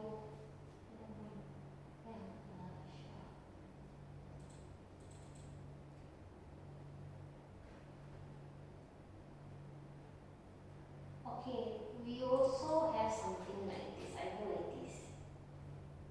I will show you the assessment. Okay, patient record card. This one you even you can have. Okay, patient record. So meaning you will put name, your name. I mean your patient name, date, and treatment and progress. This one is simple.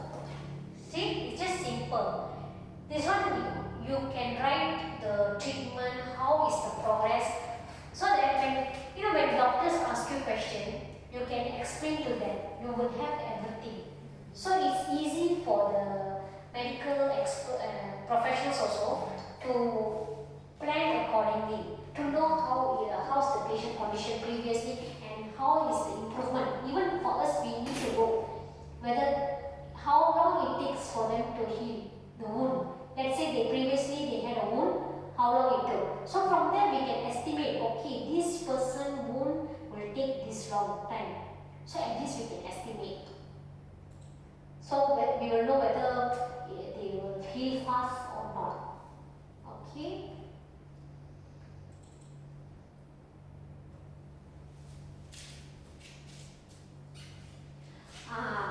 This is wound assessment and evaluation form.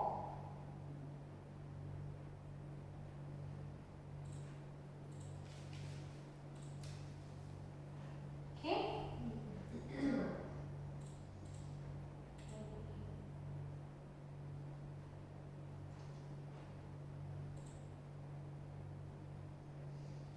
So you see, this is like for our record, we do it ourselves. Okay, you can add it according to how you want to do, how it's easier for you to write. Like for us, what we do, we will have patient name, IC, we will have the location. Because leg means we need to know which part of leg, which part of feet they have the wound. So bed sore means which part they have the bed sore. So that's why we have this picture. So if the wound is this side A, B, C, D, you see we have this thing A, B, C, D. So we just draw that area or mark at that area. Okay, what type of the wound? Yeah, type of wound.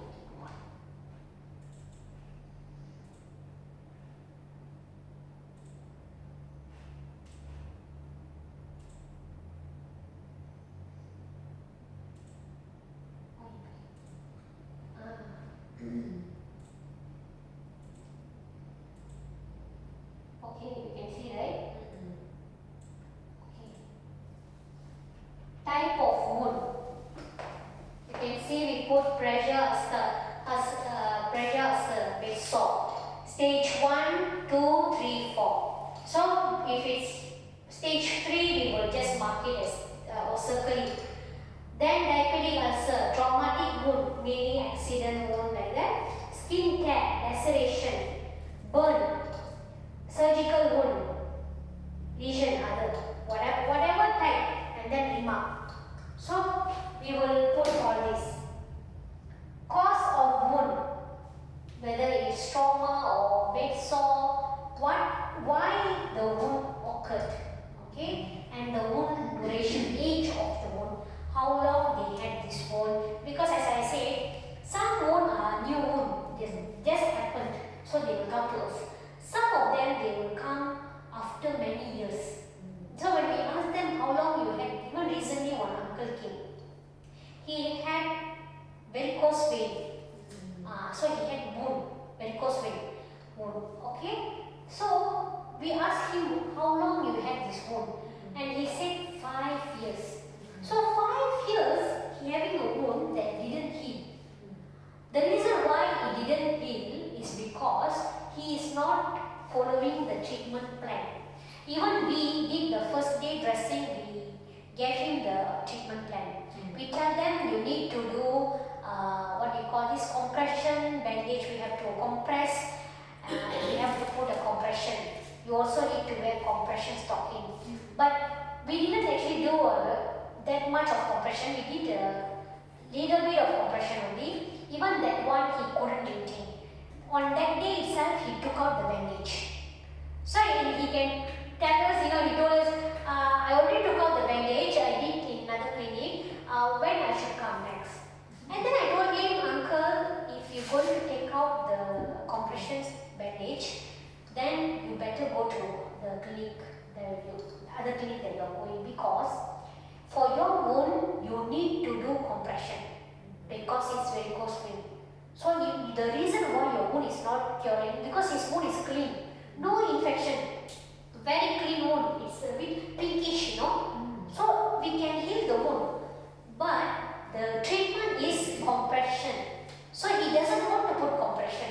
So we told him, if you don't put compression, you cannot cure this wound. That's why you have this wound for 5 years. So we tell him, but he is refusing. He said, no, it's very tight. I don't want tight. Try to put loose a bit the bandage. And then I said, no uncle, no point. Because if I'm going to do like that, the wound won't be cured. And you will say, I'm doing dressing at this place for 3 years, 1 year, 3 years, but still the wound didn't get cured. There's no improvement. So I said, you need to follow. So that's why we want to know the wound duration, how long you have the wound. Okay, then factors that could delay the healing. Maybe they have diabetes, maybe they don't have a good nutrition, maybe they have allergies, dehydration also can happen. Okay, anemia, circulatory disorders. So all this you can put, and then you put date, wound map recorded, meaning your size of the wound, and then photograph taken. You must have like how I had photograph, right? So we will have a photo record. So we will have day 1, day 3, day 5, and 1 month later we have all that. So we have record. So it's better for you to take a photograph of the wound and record it. Keep in your laptop or something like that. Wound evaluation, please enter amount. Okay, like start week 1 or day 1. This one is according to you. So you need to put the length, width, depth, the cm, how big it is. Whether it's black means necrotic. Is it necrotic? Is it infected? Does it have slough? Is it granulating? Okay, is it getting better? Healing process? Edema, whether it got swollen. So all is macerated or not. How is the exudate? Is it high, moderate or low? All this you need to put order, yes or no. Pain, yes or no. Score, the pain. So this, actually you got serious, purulent now. Okay, that's what I think. Okay, so this is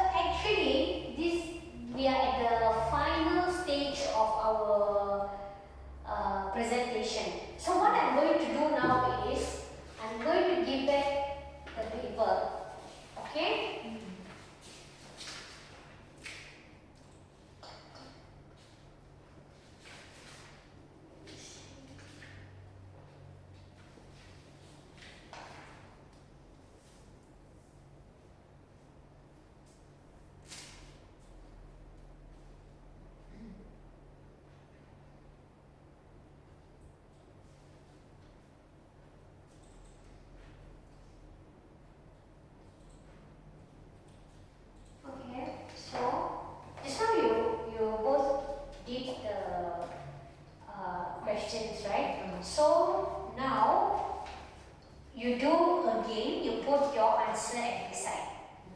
Okay, maybe what some is correct, some is not correct. So right, we just put here. So maybe we can discuss that.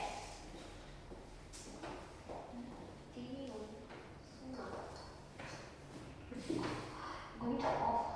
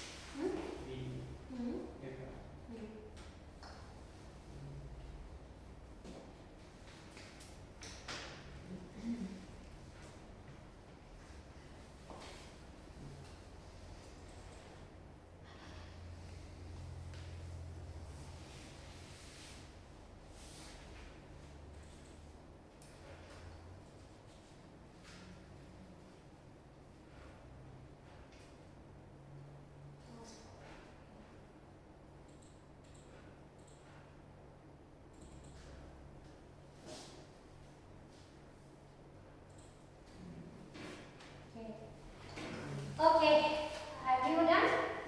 Oh, done. Okay. Okay, so let us discuss. Okay, the 3 layers.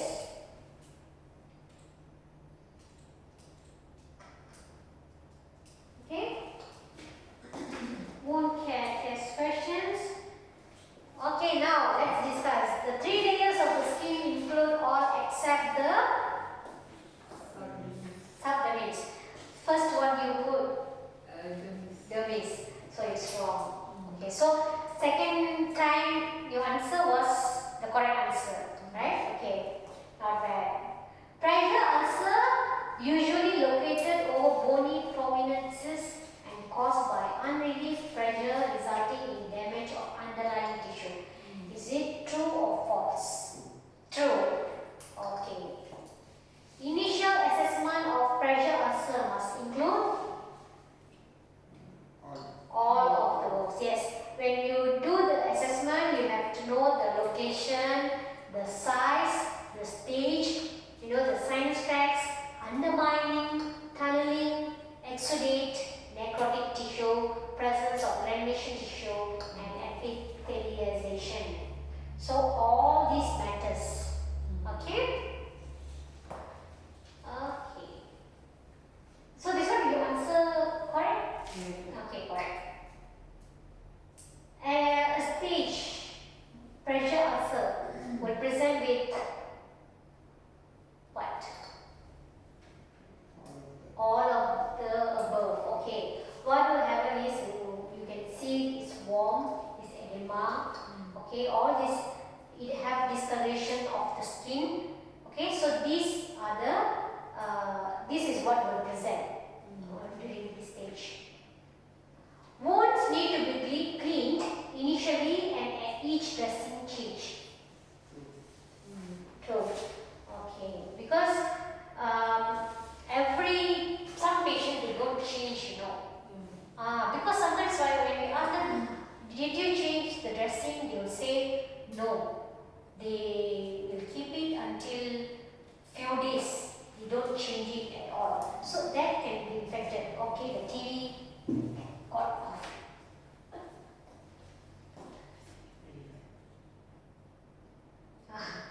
No, it was doing warning just now. It's going to off. So it's off already. Okay? Okay. Water is the largest component of the body. True, yes. The nutrient repairs the body from wear and tear, builds new tissue, and contributes to numerous essential body functions. Protein, yes, as I told you earlier, protein will help in wound healing. We have seen patients who take protein and we can see their changes. Very, very obvious change. Okay. Definitely sugar is not the answer.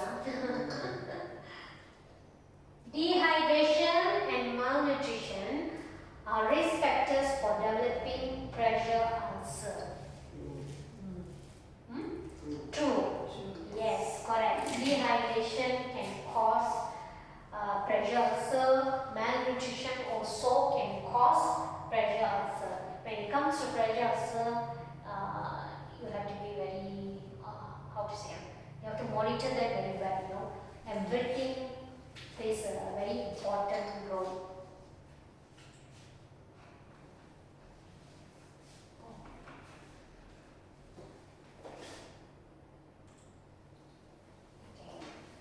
So, next is, the wound healing process does not include which part?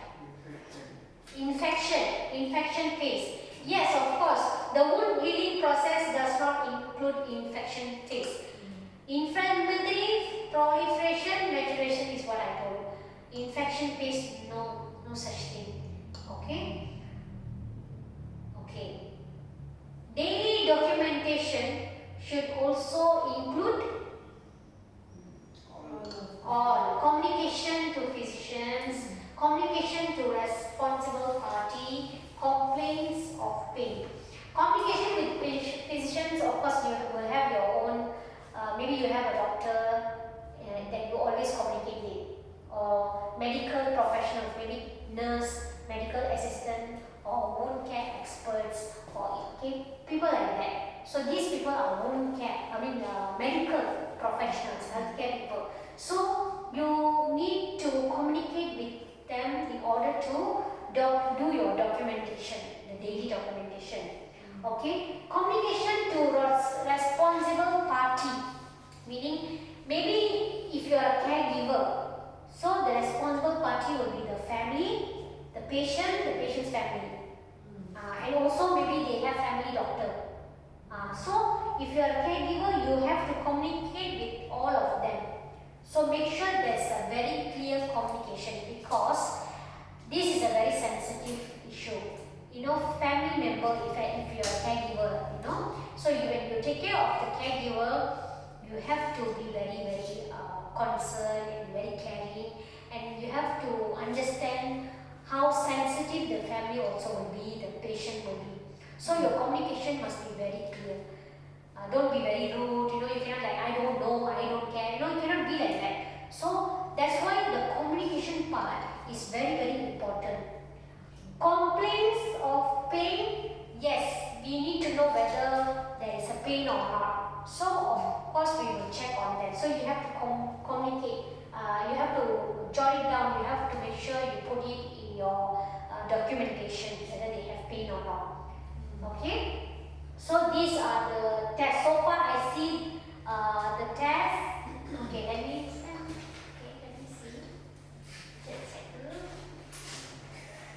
Okay, so there are things where you put few of it wrong, but second time when you do, you put in the right answer. This one also right answer. Okay, confirm right.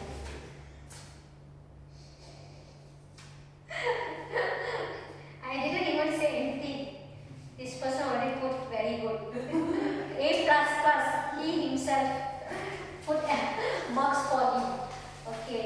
So can see the improvement. So what do you think about the training? This is we are at our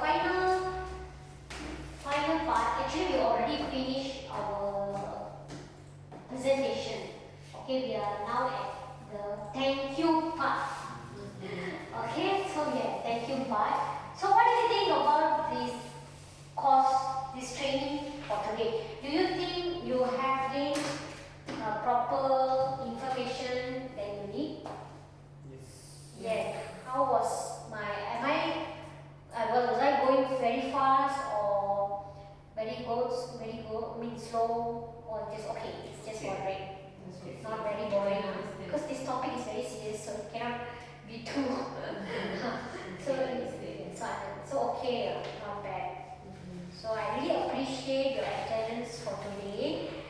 As you know, this video will be sent to HRD Corporation for assessment purpose. So we will send this video to them, so they will see this. So you all are okay with that, right? I have your permission, right? Yes, can, no problem. Because I don't want you to say why you keep this video and that. So some people might not like it. So that's why I want to make sure that you are okay with it. So I'm just informing that this video will be sent to HRDC Corporation, and we will also send the feedback and attendance. So this is the feedback form. Okay, you can write down your feedback. What do you think about today's training? How effective it is. So just write down and you give me.